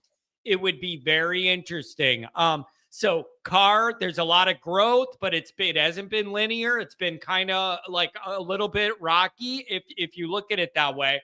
I don't know, but I want to find Mhm. out. Mhm. And I'm a little worried about the sleepy start against Stanford, but I mean, if we start like we did against Syracuse, I mean, it won't be a similar score, it won't be that big, but I think we'll at least put probably 40 or 50 points on them. But we just got to start fast in Yeah, Palo Alto. man, you would like to think you don't have a sleepy start with everything on the line. It's just a Mhm. goofy time window and a lot of travel and everything. But I really do hope Notre Dame knows what's on the line. Mhm. They're not going to sleepwalk in this one, but there's a difference between not sleepwalking and playing good football, right? You could be Mhm. wide awake and just make mistakes, right? Like you could be wide awake and make errors that make the game closer than we want it to be. This team's rolling right now, though, man. They Mhm. are rolling. And I need it one more time. Just give me one more. Mm-hmm. And John, do you think this isn't a Notre Dame thing, but do you think Tommy can actually get the UCLA job? Like, he's the betting favorite to get the UCLA job. I just think it's fascinating. I would love it. I would love it. And I think, dude, I've talked about this before. I think what you're going to have is with so many of these big openings, it isn't about who's filling those big top jobs. It's the backfilling of all the places and the staffs that they're all leaving or got fired from. Some of them are leaving and others got fired. This is going to be a cycle where a lot of coordinators get a first-time chance because there just isn't enough proven guys everybody want for all the openings that they're going to be between the big jobs available and the little jobs. This is going to be, you're going to get younger coordinators are going to get a chance. UCLA could be an interesting job for the right guy. If you get the right guy and the right buy-in, it's an interesting job. You could be the anti-USC, right? Like there's a brand there, that UCLA, that cursive UCLA. There's a brand you could work with there. I would love to see Tommy get a chance, and it would be a test run for maybe down the road. Yeah. He's interested in coming back home. Get all the test run out of it somewhere else where it isn't my problem if it doesn't go well. Yeah, and bring O'Leary from Western Michigan. He's at Western Michigan now under Lance Taylor. Bring O'Leary in as DC. That would be a fun little Notre Dame there. Yeah, so, but good, dude, I would love the experiment. And all, for as quirky as his personality was for the fans, recruits and players and their families loved working with Tommy. It's very interesting the way he came off to the media and the fans. Every recruit and their family loved working with him. It's really interesting. Yeah, and it's going to be interesting to see what the rotation is at linebacker now. I mean, KVA being out is awful, but I want to see, like, at least see, like, how it looks without him. Like, everyone's still sound and disciplined. There is no replacing what his feel for the game. You can't do it. So Madden Framo, you're going to get more of a chance. Like, I don't know what to tell you. Like, Sneed, Madden Framo, like you're more guys are going to get a chance. You cannot replace what KVA was doing. There's no way. So if you want to match up run downs, who's out there, and then pass down, rush downs, who's out there, I don't know, but it's a big hit. No way around it. He was amazing, and it hurts. No way around it. Well, hopefully we get a nice win in Stanford and get a nice playoff spot. But I appreciate it, John. Have a great Thanksgiving. Hey, man, you too. Thanks for jumping in. Happy Thanksgiving, man. Thanks for being here. Have a good one. Appreciate you. Thank you very much. Thank you very much. If you're on hold, you're going to be on the air today. That is for sure. Mangoes, what's up? Welcome. Hey, well, we're like one day before Thanksgiving. I just want to say I'm thankful for being born in America. I'm thankful for God. I'm thankful for college football. I'm thankful for the life that I'm able to have. And did I say I was thankful for football? Oh, yeah, I did, because I'm really that thankful. I'm thankful for the Always Irish community for a really fun year. And I'm just hoping that, you know, at the end of the day, both of our teams do good. I know Michigan has been beating Ohio State recently, and it's driving me nuts. Yeah, because I get to hear you. Yeah, I get to hear you goofballs. Well, you guys haven't beat Ohio State since 2019. I mean, like, that's not only with you guys, that's like the whole country. I'm tired of hearing it. Here's the question, Mangoes. Here's the question I have. Yeah, what's up? It seemed to me that Michigan got into Ohio State's heads, and something weird was going on in this matchup the last few times. My question for your side is, did that national championship knock that out? Like, I want to see whether Michigan still appears to be in their heads, or if that championship woke Ohio State up and it's going to be different this time. I got to give Michigan credit for hanging on and fighting back with 2 losses. Some close calls there, but they got away with, like, they fought back. You got to give them credit. They flew under the radar all year.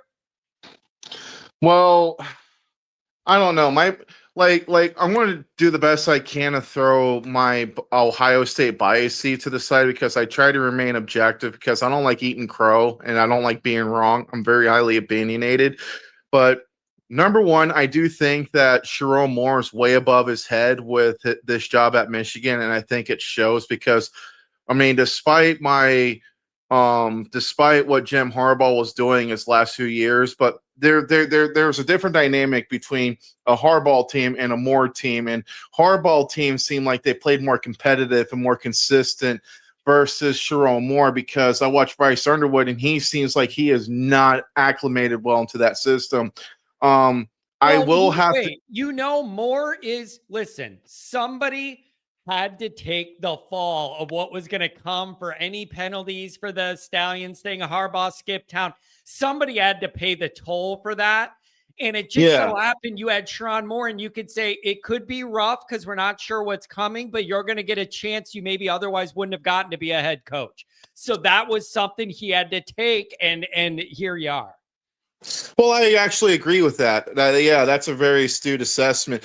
And honestly, I do think that it's pretty healthy mindset to bear in mind that Ohio State has absolutely kicked the dog's mess out of Michigan the last 20 years, but it's still healthy, though, that's part of a rivalry that we have. The pendulum swings and we have that shift, for the longest time in the 20th century. There's decades at a time Ohio State has been getting dog kicked by Michigan. So, I mean, it's very healthy to have that, to remember that those shifts will happen.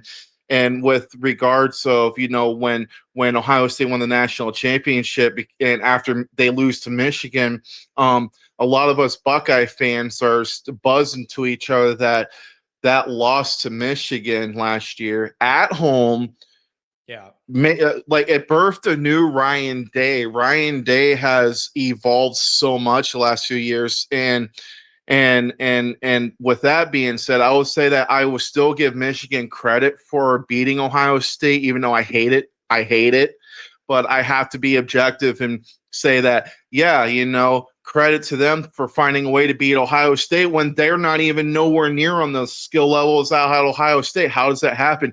And then I look at Notre Dame, and Notre Dame's one of the teams I don't sleep on Notre Dame. Me, I follow you guys, and I know that, to me, at the moment, there's two teams that I see as a big threat: Texas A&M, because they got a running quarterback, and also Notre Dame, because Notre Dame is built to beat teams like Ohio State. I 100% agree with Commander Luke when he was on his show. He's completely right about what he was talking about. Yeah, it's going to be interesting. And so what's your confidence level for the Ohio State Michigan game? And then what do you think of Notre Dame's playoff standing and chances? Those are my two questions for you.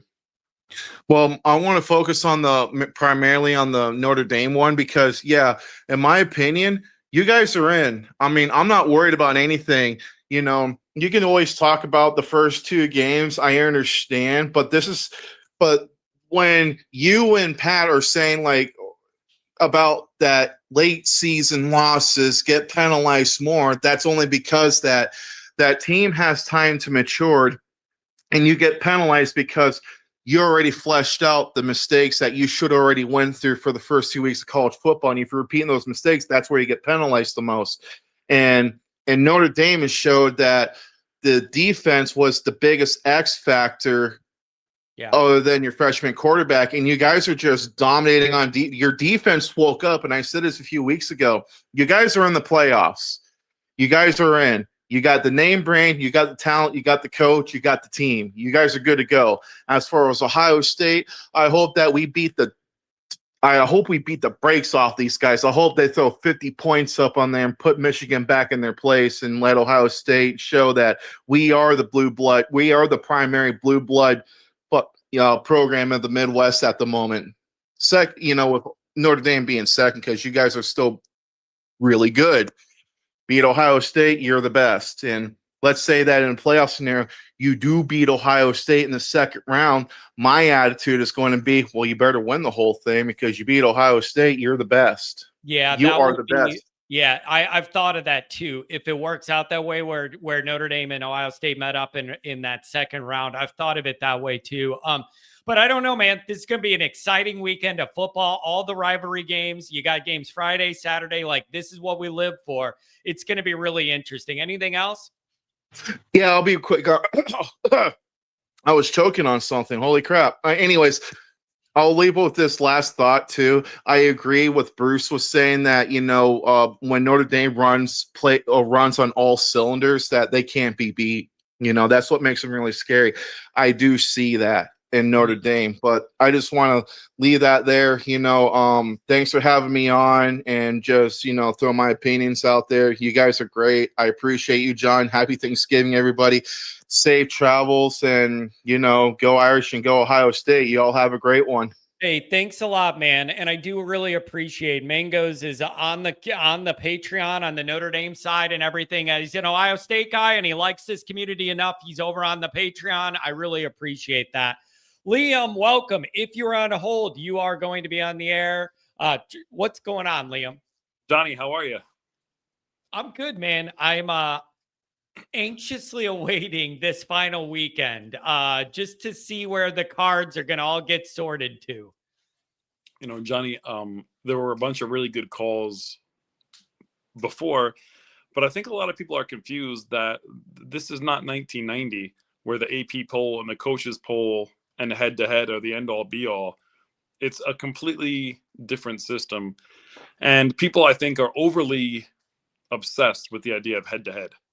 If you look at the formula for the college football playoff, head-to-head is one of the comparables, but performance on the field, strength of schedule, comparable outcomes, other relevant factors, those are all part of the formula. And I think people are treating it like it's college football of 1990 when we don't get to see all the teams play. We just have to read about them in the newspaper. Yeah, it's man, it's such a when you leave it up to a group of 12 people, it's such an opinion and a philosophy and a way of thinking. And like I the way they're thinking it favors Notre Dame, man. But if they started out these brackets by saying identical record, Miami beat Notre Dame, we value that, I could live with it. But they didn't do that. And you're not going to switch it now. That's my opinion. I could live with it too, because you got to win that game. And society, or at least the society I live in or want to live in, is a results-driven society. Yeah. However, from a Miami perspective, my grandfather used to tell me that fair is where you kiss a pig. There's no such thing as fair. Yeah. Fair is don't lose to SMU. Yep.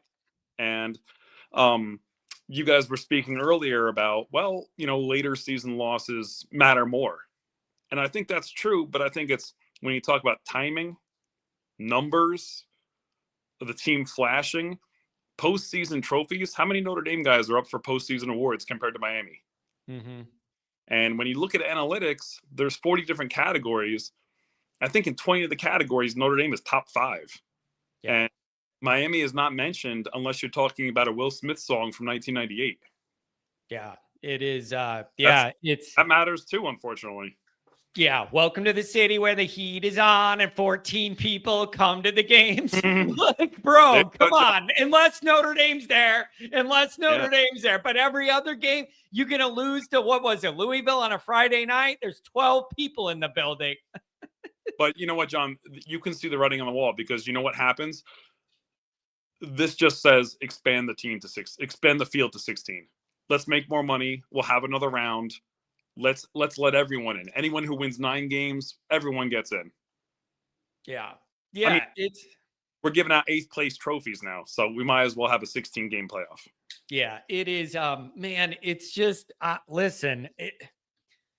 However, this committee is analyzing it. It's in a pro Notre Dame light, and that is to our advantage. And you got to lean into it, and you got to finish this last Stanford game off with an impressive win, and give them no reason to rethink anything, regardless of any outcomes Friday or Saturday other than ours. You got to win by enough that there's no consideration, and you're in. And then you just see what the bracket is. I don't know, man. One thing I wanted to ask you is, remember at the beginning of the year we were saying fire Chris Ash. Then the phrase became, "Oh, we owe him an apology." Does he owes us a gem in the postseason to make up? Fine, all is forgiven, right? But you need to drop a gem in the first round of the postseason to make it okay in my book. Here's the deal with that whole do we owe Chris Ash an apology? What do I have to apologize to him for that he didn't have the defense ready to play in the two right away for two? Like, I don't owe him an apology for me expecting the defense to be good and it wasn't the first two games. Right. Now, if you want to say, if you were one of the people saying he needs to be fired and 100%, I believe that after two games he needs to be fired, maybe that you could argue is extreme. But he owes us an apology for those performances. Like, I don't owe him an apology. You had all summer to figure out who you had and all August to figure out how you were going to defend A&M and Miami and what guys could play or not. And they didn't figure it out. I don't owe him an apology for that.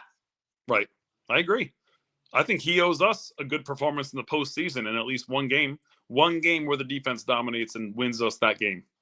I think that's fair, right, for the Texas A&M performance. Yeah, it's I'm with you. And so, but I'm very proud. I am happy I'm glad Freeman and didn't panic and they stayed the course. And it sounds like Freeman and Ash had to get together behind closed doors and get on the same page.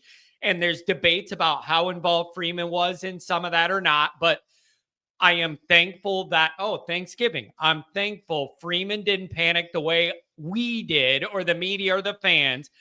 And they just kept getting better. And now they're playing Notre Dame style quality defense. Yeah, there's a reason why they call fan is short for fanatic, right? Yeah. And we were ready to send the guy packing after week 2. Luckily, cooler heads prevail. And the guy must be pretty good at his job. So good for him. He's doing a good job. Yep. And we're back on track. Yeah, it is. It's a good job. And so I'm in a weird spot for the Stanford game, man, because I'm thinking you want to get Love his and how much do you want to press that issue to be able to get across the record and not and then get him out of the game or whatever. And how big do you have to be winning where you pull the first string guys, but you also want to impress the committee? I'm nervous. That's where my mind is at. But it should be at, make sure you go out there and win the game before any of that pretty points or when do you put in the backups. That's how you get tripped up. And I hope that team is way more focused on what the reality is than we are. And I'm writing my articles about getting Love the Heisman and when do you pull your starters against Stanford. I hope they're a lot more focused than we are. I am. I think you're 100% right. I have written down here as stuff to talk about with you.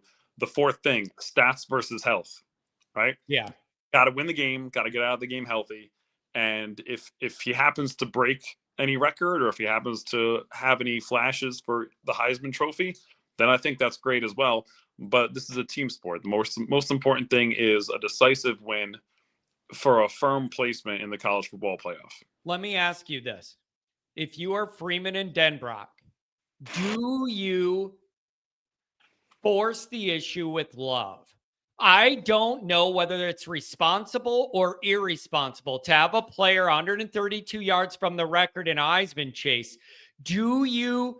It could even just be giving him a handful more carries that usually Price gets. Like, do you adapt your offensive plan to try and cater to this record? Or is that irresponsible? I don't have the answer. As a sports fan my whole life, my answer to that would be that great ones find a way to create opportunities whenever they're given. And yeah. I think you play a regular game just like we've done all year. And I think that Jeremiah Love's greatness shines through. Yeah, that's a very, very good answer. In an ideal world, it looks like last week, 171, 3 touchdowns on a limited 8 carries. Like, that's efficiency. Yeah. That's efficiency. I mean, you probably could have done it last week, but that really would have been rubbing their face in it, to be honest. That would have been borderline inappropriate. Yeah. So, I think, it's so I don't know, man. And the other interesting thing is that you're going to have a really good idea of what's on the line by the time we kick off. And I think that's a unique dynamic because you're going to have the Friday games. And if you get one of them upsets from a one-loss team, Notre Dame people are going to be looking at a home seed, and that game takes on a different tone. And if you don't, and these games go against you, there is going to be real pressure for Notre Dame to look good because you're going to get bunched at the bottom of that at-large group. I think actually, and this might be controversial, but I think Notre Dame is much closer to being 8 than they are to being 10. Mm-hmm. I think that even if you get a close Oklahoma win against a coachless LSU team, I think you got a shot if you really maul Stanford that you could make that jump just in that one game. Now, maybe that's a little too optimistic. But then, of course, you got other games that could cause some chaos as well. Yeah, it is. Man, it's just, if I zoom way out, I'm just thankful we're in this position, man. This is a Notre Dame fan's dream, to be in a game that matters with a title chance on the line, and you got a guy going for the Heisman. That is so Notre Dame-y that frankly he approves. That's how Notre Dame-y it is. John, a lot of guys on Monday's chat were talking about how much value Marcus Freeman brought to the program, or some of his successes, some of his failures as well. You know, when we were growing up and going to college, I can still see Ted Ginn, and he's still running. Mario Manningham, still running. And even in our losses, we're not getting blown out, destroyed, and embarrassed the way we were 20 years ago. So it's a totally different setup. And I went over this on Raw with Mike on the Patreon, link in the description, by the way. There's two things that have changed, especially in the Freeman era. There's a different mentality that permeates this entire program of what the level of expectation and performance is. So there is a change there in the mentality and the kind of guys they're bringing into this program and what the level is. And number two is there's just more talent top to bottom. Your first string is better than it has been. Your second string is better than it has been. Every different level of the program, talent is the tide that rises all ships. This program is right where it wants to be, and it's going to get better with the incoming classes. This isn't going away. You're about to hit the stride. I agree, John. This would be the end of his first recruiting class, right? These guys were brought in as freshmen when he was just hired, and so you're going to start to see those rangy, long athletes, fast athletes, elite athletes, guys that don't get dusted and burnt. More of the 4.3s, the 4.4s. Just more of the dogs to carry the sleigh. We're going to be looking, as long as we could keep him, and I think we should lock him up for, I know we just signed an extension last year, up it. Keep him until he wants to go coach at Ohio State or the NFL. You got to keep him happy. Yeah, I'm with you on that. And I understand from the people that I listen and talk to that are in the know, they understand the dynamic. And they know Marcus Freeman has been approached about every one of these open big jobs. Every single one of them has approached Marcus Freeman's representation. Notre Dame is very, very well aware of the dynamic, and they know they've got to give Marcus Freeman what he needs. And I think it's in Freeman's heart to win a championship at Notre Dame, and whatever happens after that's gravy. Whether you do the homecoming and go back to Ohio State, whether you try the NFL, I believe Marcus's heart is in finishing this job with a bronze entry statue across from Frank at that stadium. And when that happens, and Always Irish has a celebration or a post-game party, I don't know how, I'm a history teacher, but somehow I'm going to swim back to New York from Indiana. So I'll figure out a way. Liam, I'm telling you, I told somebody this on the phone yesterday. Once a month, I have a dream, and it's all of the Always Irish people at a championship party out like a bar we rent out, and there's like a DJ, and we're all like drinking and partying. Once a month, I have that dream, but it's a different part of the night and different dynamics in each one, but it's like in my head. If Notre Dame wins championship, we are renting a place, having a huge party, and everybody's invited, and it's going to be wild. And we'll walk to the top of the hill somewhere, and you and I could bury the Tate Forcier jersey together. Oh, why do you got to do that? It was so painful. The Tate Forcier, I'll never forget it. So I don't know, man. This is going to be a wild weekend where everything matters. This is crunch time. It's just a beautiful thing to be in the mix, man. Be thankful we're in the mix. I'm thankful for you, Johnny. I'm thankful for all the callers and the guys that leave funny remarks or say good call whenever I call. And I'm thankful that we have this opportunity to share 2 consecutive really, really great seasons together. Thanks, John. You know what, man? These 2 comebacks from early September and not losing since when you add to, if you do it in back-to-back years, there's still one game remaining. Man, that tells me a lot about the program. I wish you weren't in the position to need these runs, but the fact that you're capable of doing it is really, really impressive. So you got to finish this one out. Liam, happy Thanksgiving. Thanks for jumping aboard. You have really thoughtful calls all the time. A lot of times you're at work. I appreciate you trying to fit me in the mornings. I love it, man. Thanks for all the effort here. John, today I just got done with parent-teacher conferences, so I had to, why does my son have a 97 average? And then so this was a nice escape. Thank you so much. No problem, brother. Happy Thanksgiving to you and your family, man. Thank you. I wish he was my history teacher. WPP, $10 holler. Well, I do not hate Tommy Rees. He left Notre Dame in a lurch by quitting in February, depriving ND of the opportunity to find a suitable replacement. I do not forget. WPP, man.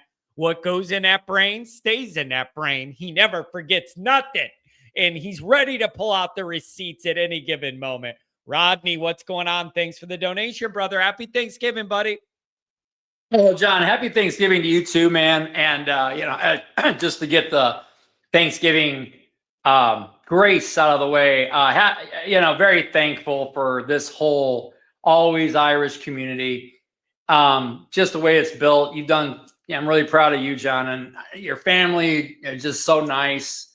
Congratulations to Andrew and his wife for their second child. And you too, John. You're an uncle again. You're an uncle to another child. So anyway, man, just Rodney, what a good influence I'm going to be on the future youth of America, right? Hey, man, if you need that rah-rah cheerleader, man, because that's juxtaposed with your brother, who's at least around people, a little more underspoken, great guy. So you need the crazy uncle. Yeah, exactly. And so I'm happy to fill that role. So Rodney, thanks for the kind words, man. And you always show up to all of our events with the smile on your face and usually a bottle of brown liquor to pass around too. Dude, it's fun. It's obviously the love and warmth and just getting it out of our system, being able to talk to people that are like-minded is great. But being on that beautiful campus, man, I'm thankful for that. I'm thankful for Notre Dame. I'm thankful to the Notre Dame community for recognizing that football matters. It matters in so many ways. And the things you and I talked about a few years ago, we felt like Freeman got it. There were some people, and the coaching staff that got it, the players get it, but man, these they seem to have won them over. Yeah. And God bless them. Yeah, it is. Man, Notre Dame football's in a really solid place right now. And there's a lot to like. So Rodney, let's get down to the business of this. What did you make of the playoff committee's rankings and where Notre Dame falls and what might be coming? And then any thoughts on this important, critical Stanford contest? Yeah, I got 4 points, and I'll start with that one. I'm going to tell you what, I'm going to give the committee a lot of credit here. Okay. I think they've done a pretty good job. I don't have any problem with where everybody's ranked. You can change those any way you want, use any criteria you want to make an argument for your team, and it all matters, which is why first point. Well, wait, how much credit do you get for being a Notre Dame fan who approves of the rankings and have Notre Dame in a good, favorable spot? Duh. Well, yeah, of course. But I'm saying, based on what I see, I'm just saying I agree with them. Yeah. I agree with them. I agree with where they're ranked. You can nitpick a place here or whatever, but at the end of the day, I think the right teams right now are in. And look, we got another week of college football. I'll tell you what, I am a little nervous. It's a late game. You just never, I think we're going to be locked in, and God forbid it's not really a home field game for them. We know that there's only going to be about 30 people that show up on their side. So hopefully Notre Dame fans come out. But that late start time does worry me a little bit. I'm also crossing my fingers. There's no big injuries that come out of this game. But assuming everything, I'm not expecting this to win by 32. We very well could win by 45, dude. I get that. Because I think Stanford's a little more scrappy, and that's what makes me a little nervous. But I think we'll win. We'll be fine, and we'll get in. You and Bruce were talking about it. Pat was kind of bringing it up for a moment. It's inevitable. A 16-team playoff is, you got to feel where the wind's blowing, John, every few years. And I would not have said that a few years ago, but that just feels right.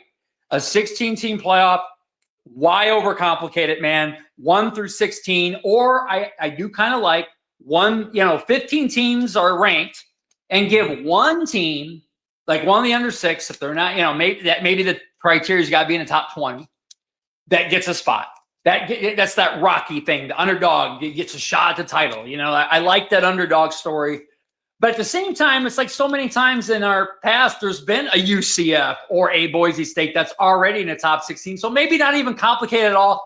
But John, seriously, 1 through 16, first round home games, seed them accordingly. And I eliminate the conference championships. We don't need it anymore. So it's not fair, really. It's not fair to the teams that are going to be in there. I mean, literally, John, just have it like the NFL does it, where, okay, if the record says you are at the top of the conference, you are the conference champion. It's that simple. And then all those teams get to argue it out in real time in the playoffs. Yeah, it is. I get that. And it's weird to me. Remember, not long ago, the conference championships were such a big, important, gotta have it deal. Now you have teams who will never admit it, but they're secretly glad they're comfortably in the playoff field, but not going to be in a championship game because it just makes their life a little easier to prepare for the playoff. Like, you could end up in a sweet spot there, not having to mess with the conference championships and being comfortably in the playoff with extra time to prepare. John, I'm just saying, I think it's and I know that they like to make money. I get it, but you know what, man? Then add 4 more teams, and that can somewhat compensate for what you're missing for the championship games. But it just doesn't make sense to have that game anymore. I completely understand why some teams, it actually hurts them to play it. And think about this too, John. And then 16, you don't have a bye anymore. You eliminate that because now you don't need it, really. You don't have the conference championship, so that's your bye. And there's already 10 games in between rounds anyway, or whatever it is. So, issue, Rodney, why are those conferences going to give up a game that gives them more TV revenue and they could promote? And it's the conference champ. Like, it's why would they give up free money? Kind of is what I'm asking. Well, I don't know. Why don't we just add 4 more games this season then? Because they can make more money that way. I mean, where do you draw the line? It's just That's a fair I think there's a way to figure that out, John. I think there's a way to figure that out where I don't know how the money's exchanged, but there's probably a way to figure that out where everybody still gets their money, that whatever. And I don't know, figure it out. It's not that complicated. I think we really overcomplicate this. For this year, you feel comfortable if Notre Dame plays well against Stanford, they're going to be locked in? You feel pretty confident in that? I think of these scenarios. I guess there is a scenario where doomsday happens and all the weirdest things ever happen and somehow we're left out. I just don't think the committee wants to leave us out. I don't think it's just the brand, man. I just think and the ratings. I think it's just like that team looks too good to not see what they could do in the playoffs. I think that's really what it is that we're just playing too well on the field. And I'm so glad you brought that up because I didn't have this written down. I heard Paul Feinbaum talking the other day about, well, I guess I'm just old school, but, Notre Dame lost to Miami in game 1. It's like, come on, Paul. Like, that's not the only criteria. And it was game 1 on the road, almost a preseason game. They've said, we hear it before, we're not going to penalize teams too bad for week 1. And it's not like he got blown out. And that defense looks nothing like that defense that came in. And then if all things were basically equal, I would absolutely agree. But if that were the case, Miami would already be ranked ahead of us. So there's so much more criteria where we're better in almost every other way than Miami. But you know what? It's highly possible that both teams get in. I'm just hoping Pittsburgh beats Miami so we don't even have to hear it anymore, because I think that's going to have to be a really good game.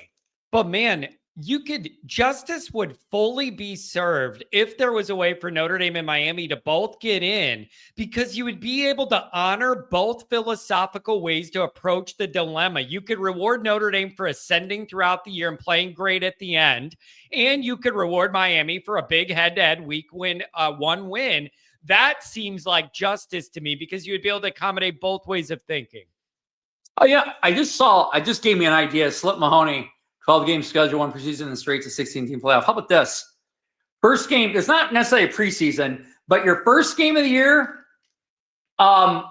schedule a, I don't know, Division II team, right? Everybody, first game of the year, that gives a Division II team a little bit of eyes on them.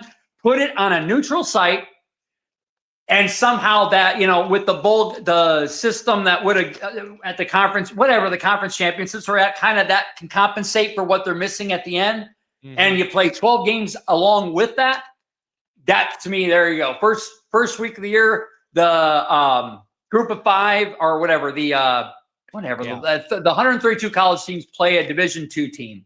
And the first game of the year, that's kind of like your preseason game. Then you go into a 12-game schedule, 16-team playoff. Boom, you're done. It's figured out. I mean, really, I think that's the way to do it. Let's see, last thing here. Oh, I just thought this was kind of interesting. Going to the Jeremiah Love for the Heisman. John, momentum's a profound thing.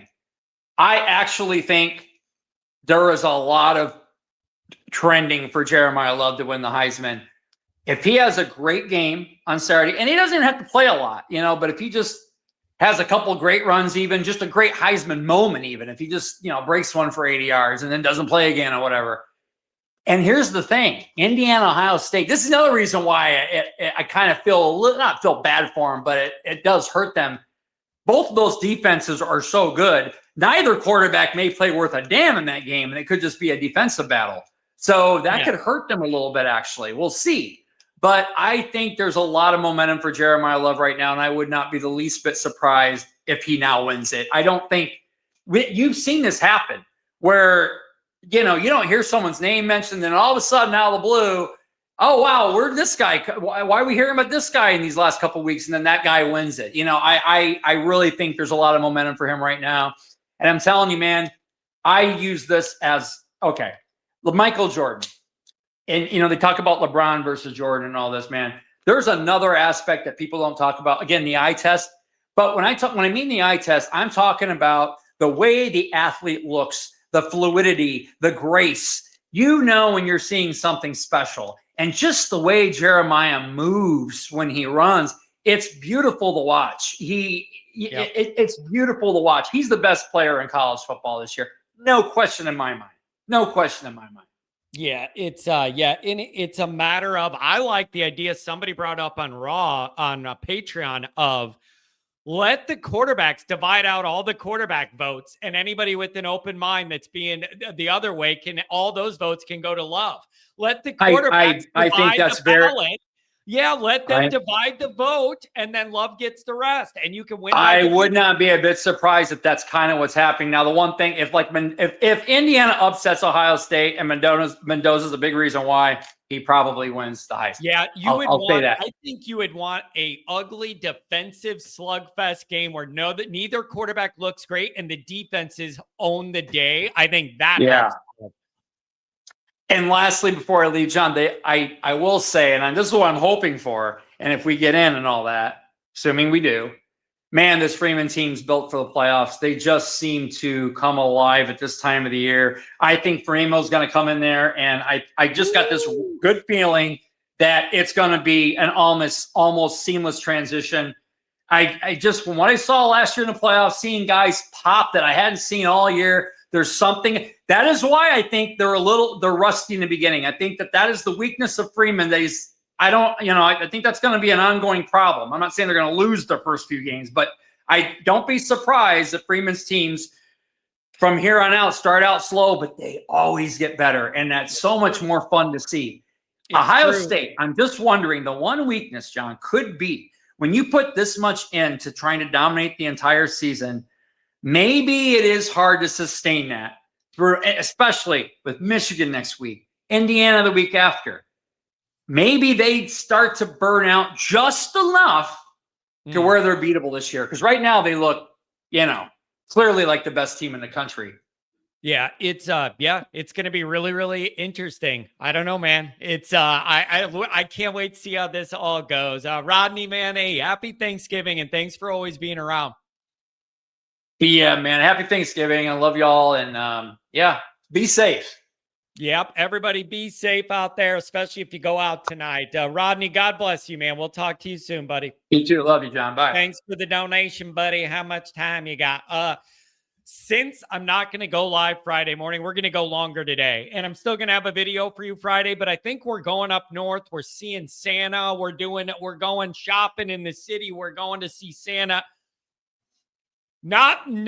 It's not John's idea of how I want to spend this Friday, but we're going to be out and about. I'll have to check some scores during the day on my phone while we're out. But how are you going to tell your 5-year-old they can't go see Santa Claus?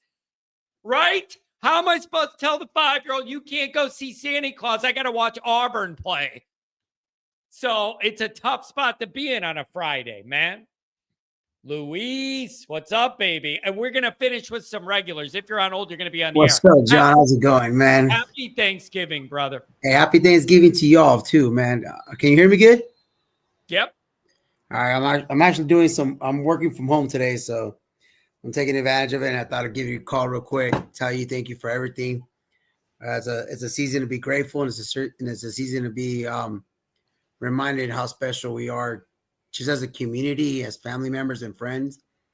I owe you a lot. I've always said that to you. You mean a lot to me personally, and that guardian angel that I met through your show. That his name is John as well. He's really taking matters on my brother's situation. We actually have a GoFundMe going on after all, because it's just too much for our family right now. But those that are able to help out, greatly appreciate it. I never wish anything like that to anybody's family member or anybody to go through something that we're going through as we speak. And it's just a double whammy on both sides. Other than that, thank you guys for that. And those that have reached out, I appreciate it as well. Don't think I don't read them on. I've just been so busy lately not to respond, but I try to respond as much as I could yesterday. Yeah, and I got I saw your text, and let me think of the best way to put that link out for our people on the Patreon and get it out so that if people want to help, they can. And, hope for a quick recovery for your brother, man. Yeah, I appreciate that. That means a lot to me. As you can see, I'm packing up right now. I'm ready to go. I'm hours away. I just got to finish a couple stuff, send a couple emails, and we going to Cali, my boy. I'm going back home. We're gonna go see the Notre Dame on Saturday night. You know what I mean? It's California style, my boy. I know it's late for y'all, but you know what? It don't matter what time it is. When we go to Ireland, I'm up at 5 a.m. watching the games. You know what I mean? So are you going?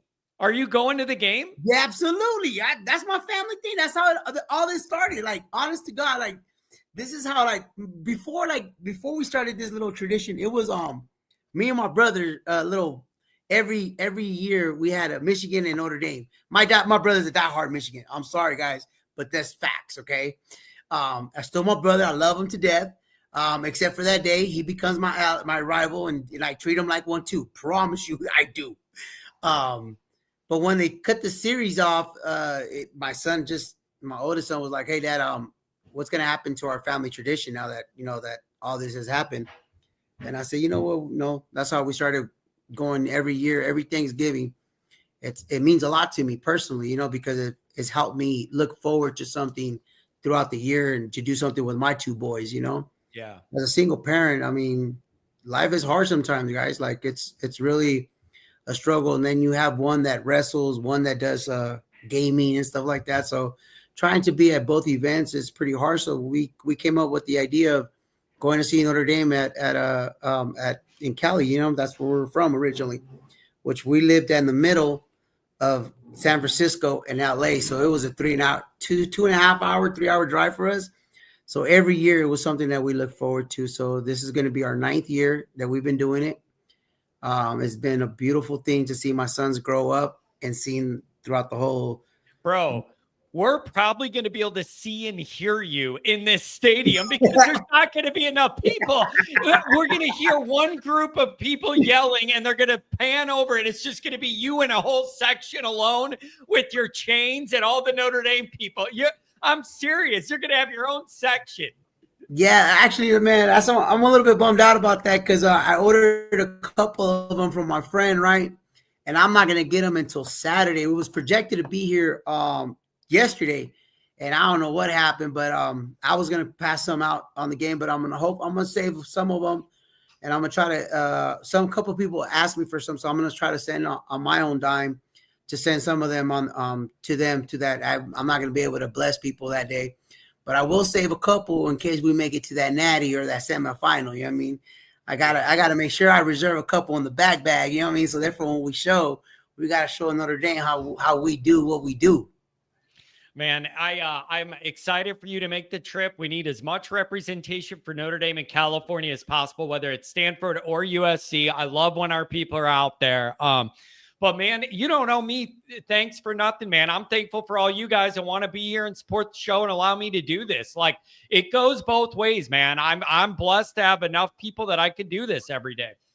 Nah, man, John. I mean, it's a lot of dedication. I'll tell you that right now, and I got to give it to you, my boy, because it goes a lot to be part of this. You know, it goes.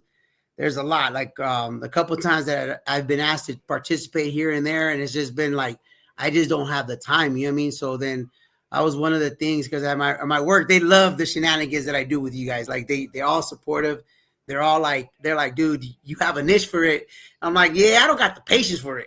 Yeah. So like, I salute you for that, John, because knowing me, yeah, I get frustrated. I go off. You know what I mean? I go zero. I'm the type that goes 0 to 100 real quick. You know what I mean? Like I don't stay quiet. You know what I mean? I can't hold myself back, and I definitely will not hold my composure when someone pops off and talks about my Notre Dame team, because I'm right away giving you so many F-bombs coming left and right from me. You know what I mean? But so I would lose my contract real quick. Watch your profanity.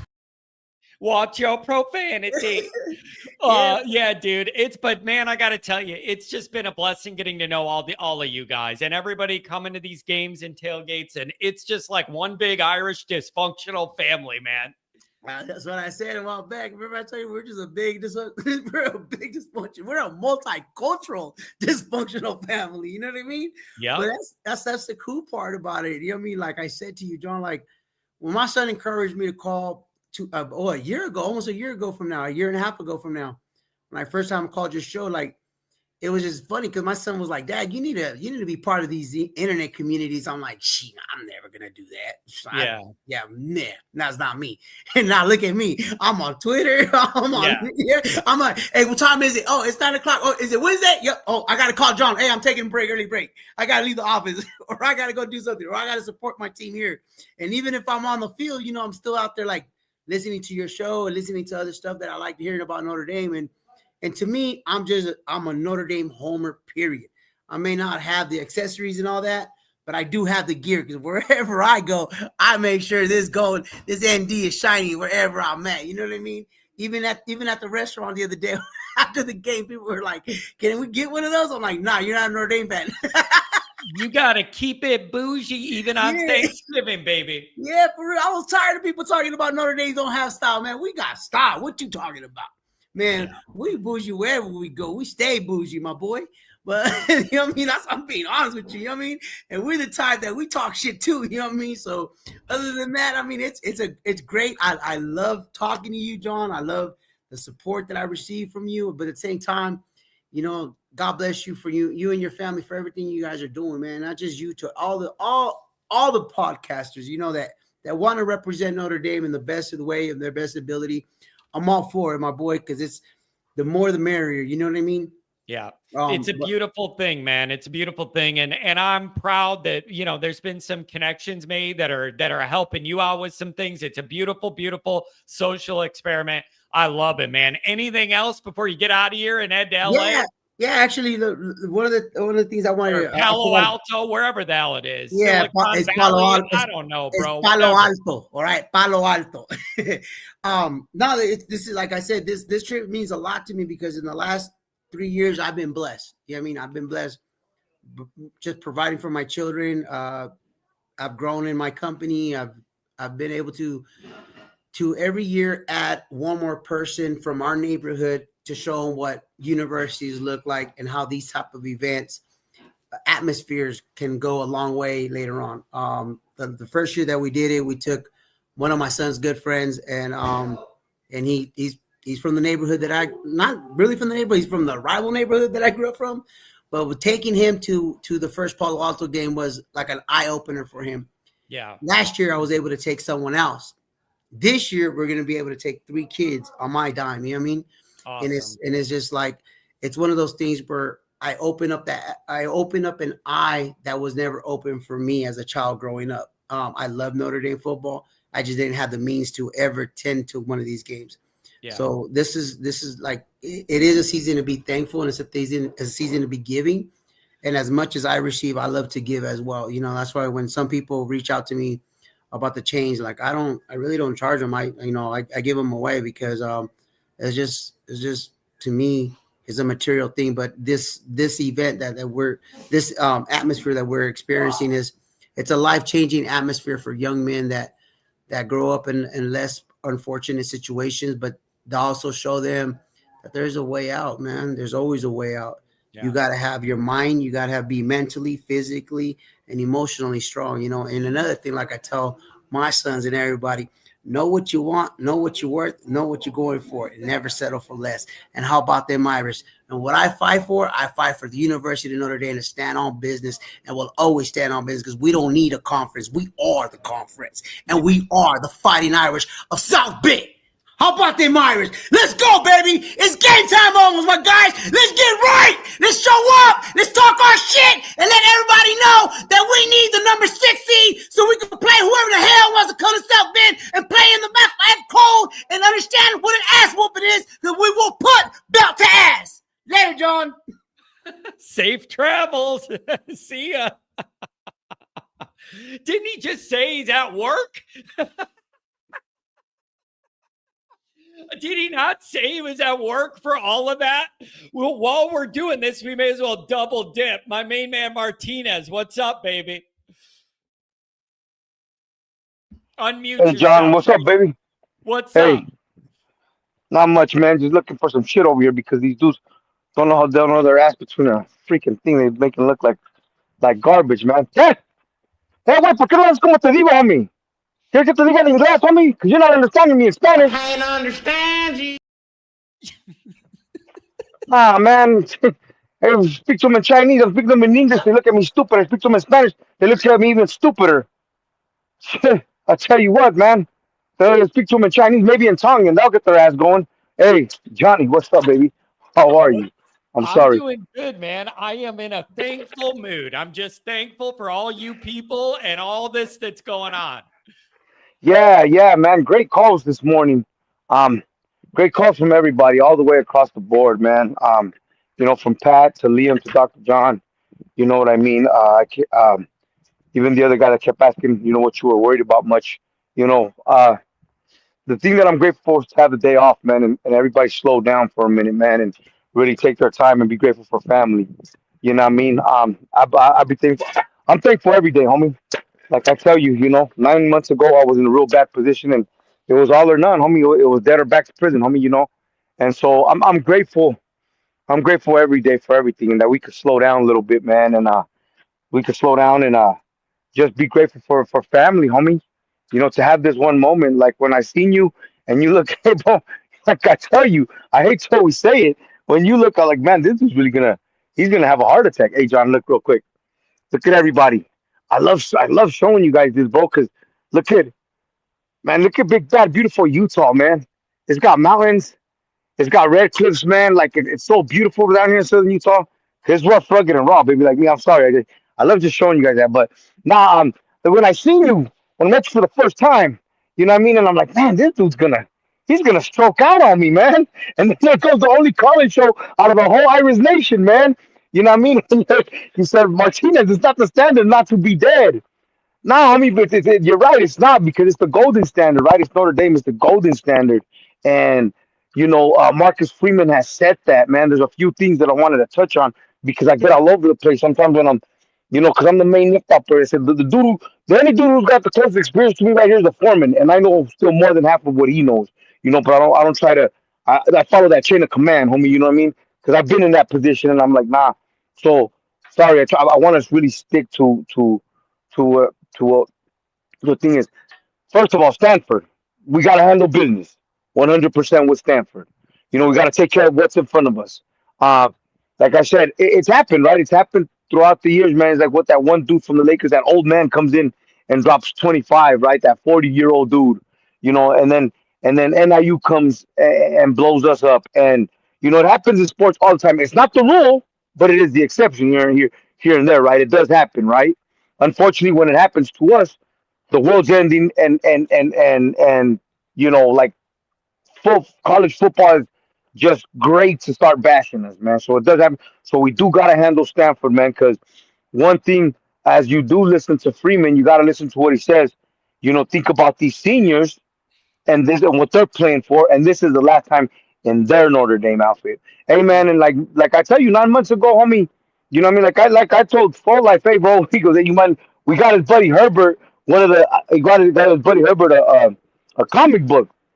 And then he goes to the chick behind me. Goes, hey, do you mind if because Renee's been here?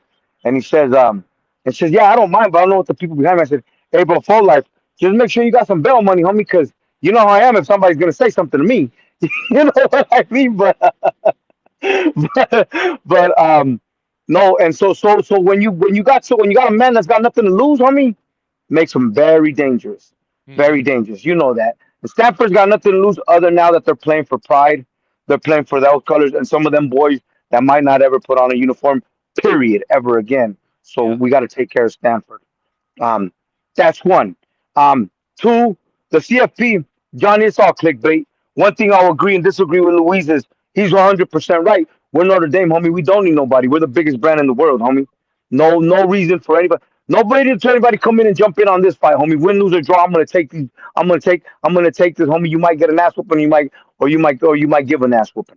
Okay, he's right about that. But the second thing, but what I disagree with him, we do need help to get a home playoff game because I don't think they'll give us a home playoff game ranked as far down as ninth. I don't think so. I think they'll put us on the road, which Notre Dame is used to, which is okay because Pat, Liam, and you hit it. In the Marcus Freeman era, we've never been blown out. We've never been blown out. We've never gone into big games saying, oh, God, like, and we've said this over and over. In the Marcus Freeman era, we've never been blown out. That's two. So I think I think with that, we need a little bit of help with these dudes finally beating each other to move us up more, to get us that home game. I think that would be Notre Dame's advantage. I'm sorry, John. I talk a lot. Go ahead, buddy. No, that's all good, man. No, and then three, Liam's right, bro. He said it best.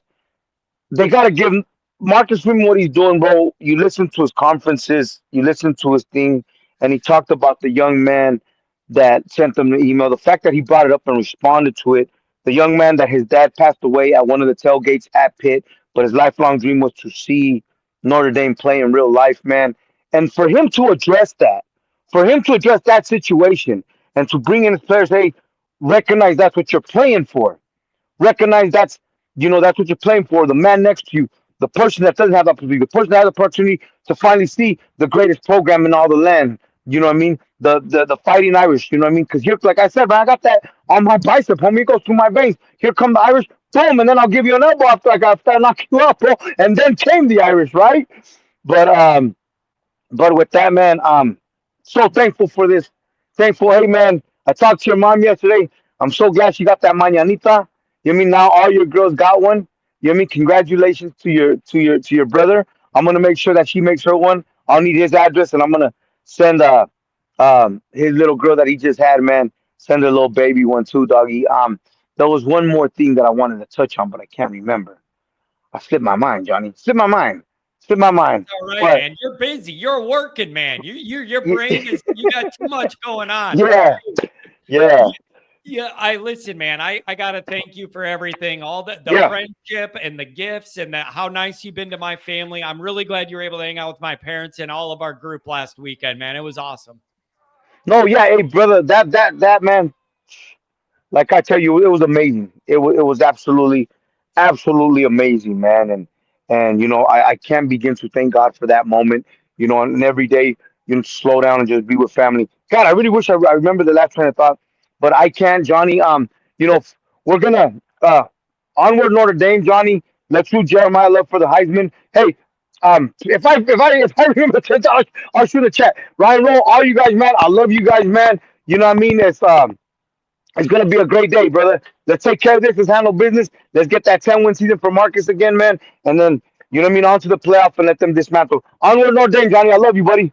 Have a good one, man. Happy Thanksgiving. The sniper, we're going to do 2 more calls, 2 of our regulars, Chicago's very own and Adam in California. They'll round us out today.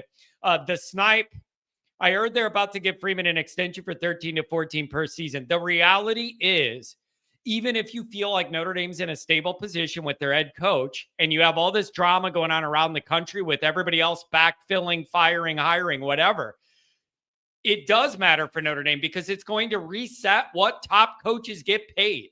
What LSU's talking about doing for Kiffin. Like, there's going to be, it's going up.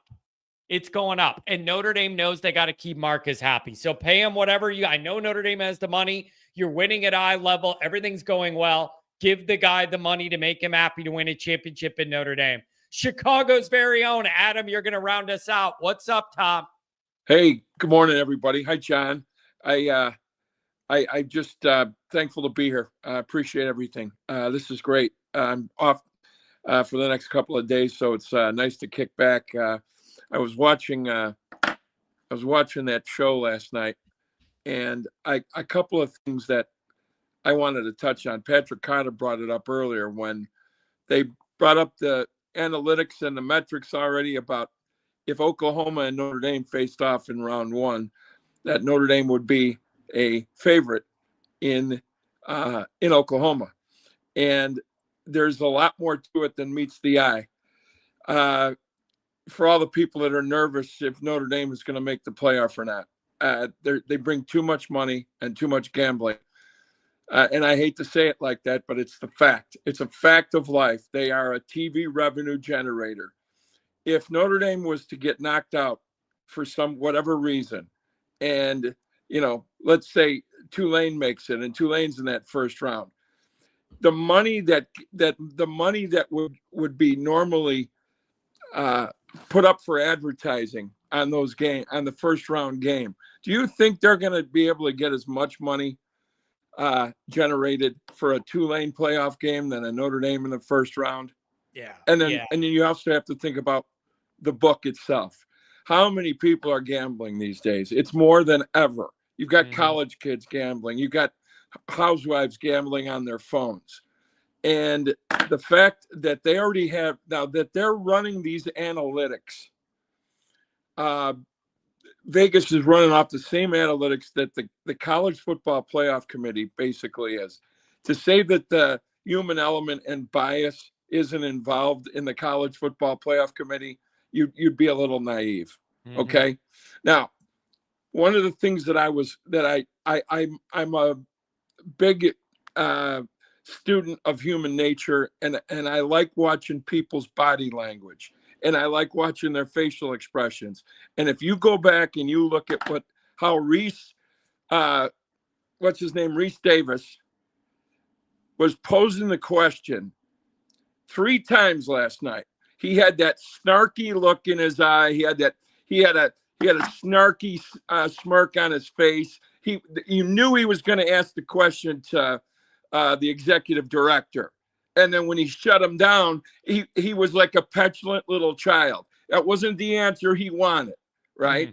So my point is, the Reese Davis is the world, an Alabama graduate, and some of these other people, the Ari Weissmans of the world and the Dave Portnoys of the world, they've already come out and said they've got skin in the game with the teams that they back.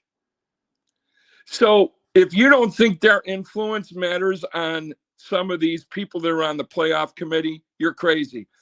And, Mark D'Antonio, the former coach of Michigan State, is one of the selectors. Yep. He's 2-7 lifetime against Notre Dame as a head coach. You think he's going to have a little bit of bias against Notre Dame?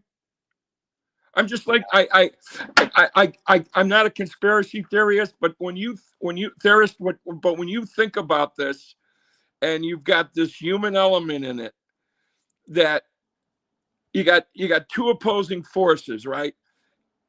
The Notre Dame brand, and do they pass the eye test, and do they belong there? The answer to that question is yes, unequivocally, all 3.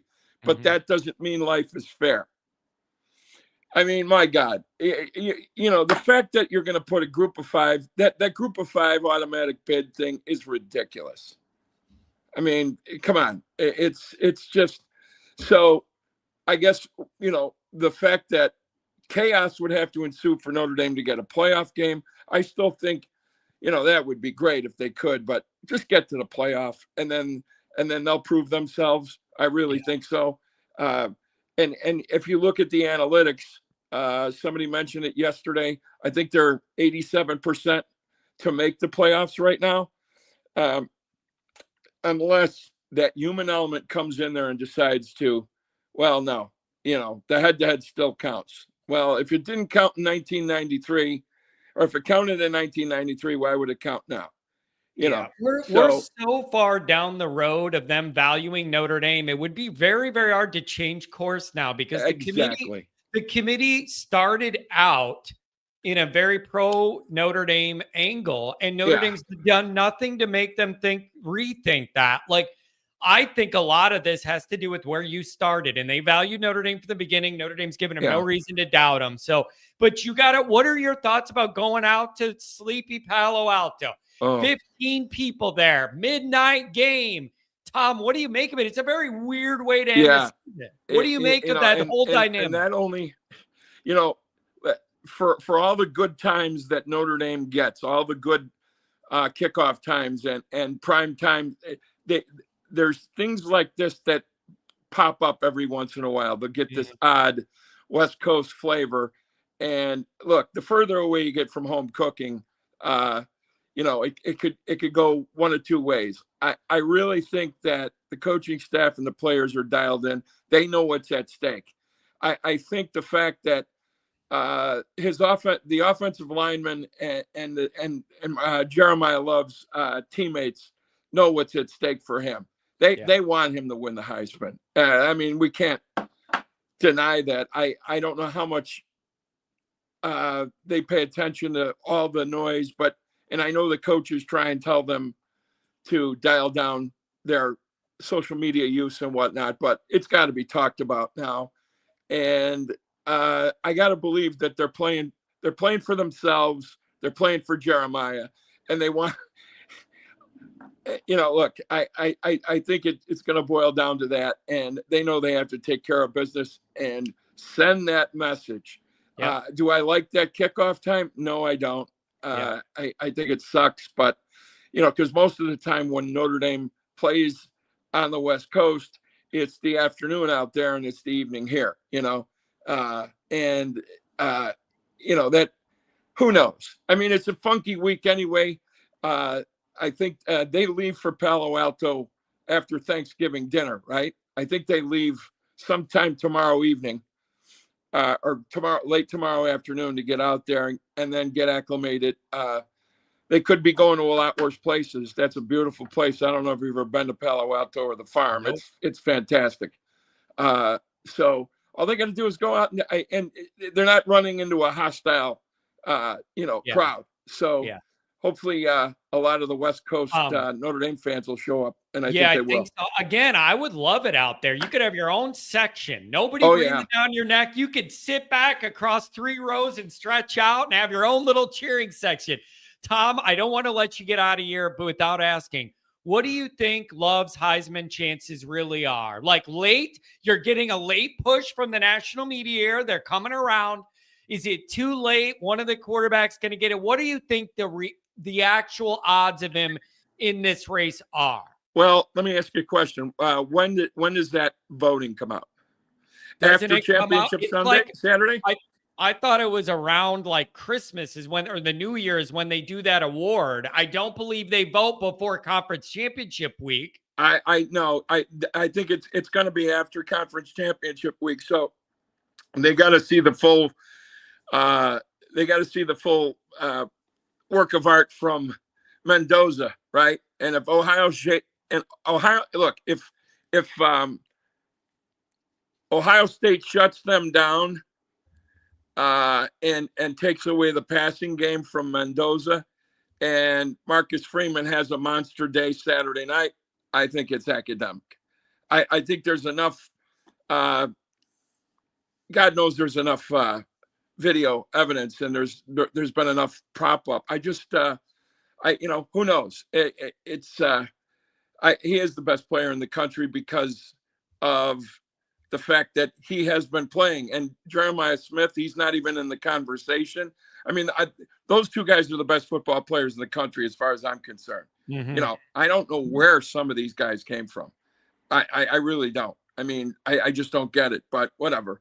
It's a popularity contest, and it starts early, as you know, which it really didn't for Jeremiah because of the dual responsibilities of Price and Love in the backfield. I mean, if he was carrying the mail, 30 times a game or 25 to 30 times a game, like just a regular normal, then yeah, he would have been in on it early. But well, I think he wins. I really do. Wow. I think he wins. And if he does, look, if he does win, I think it'll be surprising by how many votes he carries. Yeah, it's really going to be interesting. And you got one more showcase here. You got one more showcase. And we're going to see what Denbrock digs up here, because Denbrock wants to scheme up some ways to crack him loose. And we're gonna see what they come up with, Tom. Well, and that's the other thing. I think they play. CJ Carr doesn't have to do anything special Saturday night. They just keep running that 11 personnel, run duo, run counter, and the odd play action pass, and let Jeremiah and let him cook and do what he's got to do. And I think I think we're going to be happy. I really do. So I'm looking forward to the post game show at 2:00 in the morning. Hey, anybody who's up, if we go on this 10-game winning streak, I'm drinking a Miller Lite with whoever's up at 2 a.m. Damn it! Oh yeah, what else would we be doing? Anyway, well, listen, God bless. Hey, happy Thanksgiving to everybody in Always Irish Land. I appreciate everything you do, John. Honest to God. Hey, Tom, thank you for being a viewer, and more importantly, thanks for your friendship over these years. It's been a joy getting to know you, buddy. Amen, brother. We'll talk to you. Go Irish. Have a good one. Adam, to finish us up, this is the perfect guy to have on last because he's in enemy territory in California. What's up, Adam? Unmute yourself. I can't understand you. Where is it? Hit me with it. I can't understand you. Oh, man. Couple more chats. Where was it? Uh-oh, he's disconnected. West Palm Pat. But I thought last year's extension gave us stability. Too bad nobody spoke up last year and criticized that extension. The reality is, WPP, regardless of what we think of the finances or how exorbitant the coach's salary is or whatever that they're getting, the reality is you are kind of held hostage to what else happens with these other top coaches. You could say we gave the guy an extension and more money and we feel like that's fair and good. But if the market explodes beyond that, you're a hostage to that moment. And you don't really have an option, because if you're not going to keep bumping up, somebody else is, and you're going to lose the best coach we've had in the modern era. So I don't know how that all works, but you are kind of a hostage to where the market goes on the top coaches' pay. And I got news for you. Every one of these jobs that is open, they've called Marcus Freeman. LSU sniffed around, Florida sniffed around, Penn State sniffed around. They all want the guy. So then you're held hostage, and you either got to keep making the guy happy as it inflates. There's no other way to do it. The market dictates it. You may have done right by Freeman, giving him that extension and more pay. If the numbers elevate and you want to keep a guy everybody else wants, you're going to have to pay up. And Notre Dame's got the money. Adam, welcome. Johnny boy, sorry about that, my friend. Oh, that's all good. I had you waiting for a while. No problem, buddy. So what do you make of it, Adam? You have heard kind of the narrative today from the other callers and what I've talked about. I want to know what you think of this playoff dynamic and Notre Dame's final game. I think we win and we're in, and that's based upon the committee and what they've been showing and what they value. And that's the the true depiction of the human, the human element in this whole thing is that it is not just black and white. If you do this, you do that. Each committee has a completely different idea as to what they value more. And that's just based upon who's in there. So last year's committee valued something different than this year's. And so it's just about really understanding, who's in that room and who's making the decision. So for me, at least the way I'm looking at it, the way I see Vegas seeing it, the way I see, the majority of the country, the national correspondents, they're all talking about Notre Dame. They're talking about Jeremiah Love and the possibility of him being the Heisman, not just candidate, but winning it because he deserves it. So, it's just a fantastic time. So, hey, get to Palo Alto, first of all, have a great Thanksgiving, then get out to Palo Alto and just smash these guys and don't leave any room for error. Hey, I mean, Adam, yeah. There's only going to be like 200 people in the building. You got to find Luis and party with our man there from the Always Irish crew. He'll be easy to find. He's going to have a chain on and there's not going to be anybody else around him. I'm just going to start hollering out bougie and just see. Yeah. He should be easy to find and easy to hear in a stadium that empty. 100%. Well, if you want, you're more than welcome to, I don't have his contact, but you can send my contact to him and we can meet up. I have no problem with that. Adam, I'm telling you, you know what? I'm really happy for you, Adam. Rough year. You had the work stuff and the injury and the recovery you had to fight through. Notre Dame's going, the season's going along. I'm very happy for you that you're this dedicated to Notre Dame and now they're coming to your area and you're going to be able to wrap this season off in person. I'm happy for you. You and your family deserve that. Johnny, I genuinely thank you for that. That it is as life comes at you, and you just sit there and you got to take it. And it's about, like they said, it's not how many times you get knocked down, it's how many times you get back up. So that's what, life's about. That's what this team is about. That's what Always Irish is about. I mean, how many times, we've been knocked down and we just keep getting back up because it's like, this is our time. This is just our time. I mean, when was the last time we were in this strong of a position where, even going back to last year, it was like, well, maybe we can win against Indiana. This one's like, okay, so if we get in, whether it's a home game or not, they already put us as a favorite in Oklahoma. If we were to play them, future odds, we're a 2.5 point spread that we were a favorite going into Oklahoma. That's incredible. Incredible. So you start thinking about it's not just us that we believe in us, it's not just this inner circle and within our nucleus of the Always Irish family or the Notre Dame, fan base, and everybody else just thinks we're delirious. They believe that we can do it as well because they see something. So this is a really special time. I'm so looking forward to taking my kid and going to see this game and, just putting a bow on the regular season and then just enjoy it. Moving forward, the Heisman. So just so you know, the ballots are sent out on the 1st of December. And then the people who are going to vote on who have a ballot have to have it in by December 8th. So, and then the 13th is the actual, who gets it, the Heisman night. So yeah, how that corresponds with the regular season and the championships, it's going to be all kind of right there, but they have it for a week but they have to get it in by the 8th. So whatever games are before that, then, that'll definitely, be a part of it. But I know that obviously we're not going to have a championship game or anything like that as far as conference, but the proof is there. I mean, this kid has just been an absolute, dynamo. I mean, it's just been incredible to watch. And I think that it's undeniable. So hopefully he gets enough to get there and hopefully he gets enough to win it. And then we can just get in there and get into the playoffs and, do the damage that we know we can do.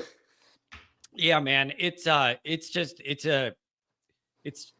good to be in the mix this late for everything that matters. And regardless of the slow start, you're fighting back into playoff position. You got a Heisman guy. That is what you want if you're a Notre Dame fan. And rocky road to get there, but I'm glad we're here in the last week. Absolutely, man. Absolutely. So, last thing I'll say is, just happy Thanksgiving to you and your family, to everybody else out there in this chat and this whole family that we have here. And I'm just so thankful that we all have this, because it's finally an outlet. Like so many people have said, we finally have an outlet where we can speak this to all the other people who are thinking the exact same thing, or maybe have a difference of opinion, kind of like that of our boy WPP, who likes to go off a little bit. But we get to work through it because we're all here for the same thing, so that's the beauty of it, and having that difference of opinion, but understanding that we're here for the same goals. But just happy Thanksgiving, buddy. And just let's get in there on Saturday. I'm definitely send my contact information to him, and let's make it happen. Man, we will we'll look for you on TV there at the game. I'll be thinking about you. I'm glad you guys get to go. So Adam, happy Thanksgiving, man. Enjoy it with the family and enjoy the football game. Will do, my brother. You take care of yourself. Have a good one. What a nice guy. I'm glad he's healthy again, man. Firefighter out there keeping people safe. Had an injury, had to recover from, been laid up for a while, back to the fire station now. All right, you guys. 2 hours and 40 minutes, man. I'm proud of that. That's a good little Thanksgiving show. I'll have a video for you in the morning. And then I'll have a video for you guys Friday morning. I'm not going to go live, family stuff going on. And then we will do the post-game show at 2 a.m. Saturday, and we'll see how it goes. Thank you guys for being here. Thank you for donating. I'm just thankful for this whole community. None of this happens without you guys. So thank you to all of you, even the trolls. God bless. Happy Thanksgiving, guys.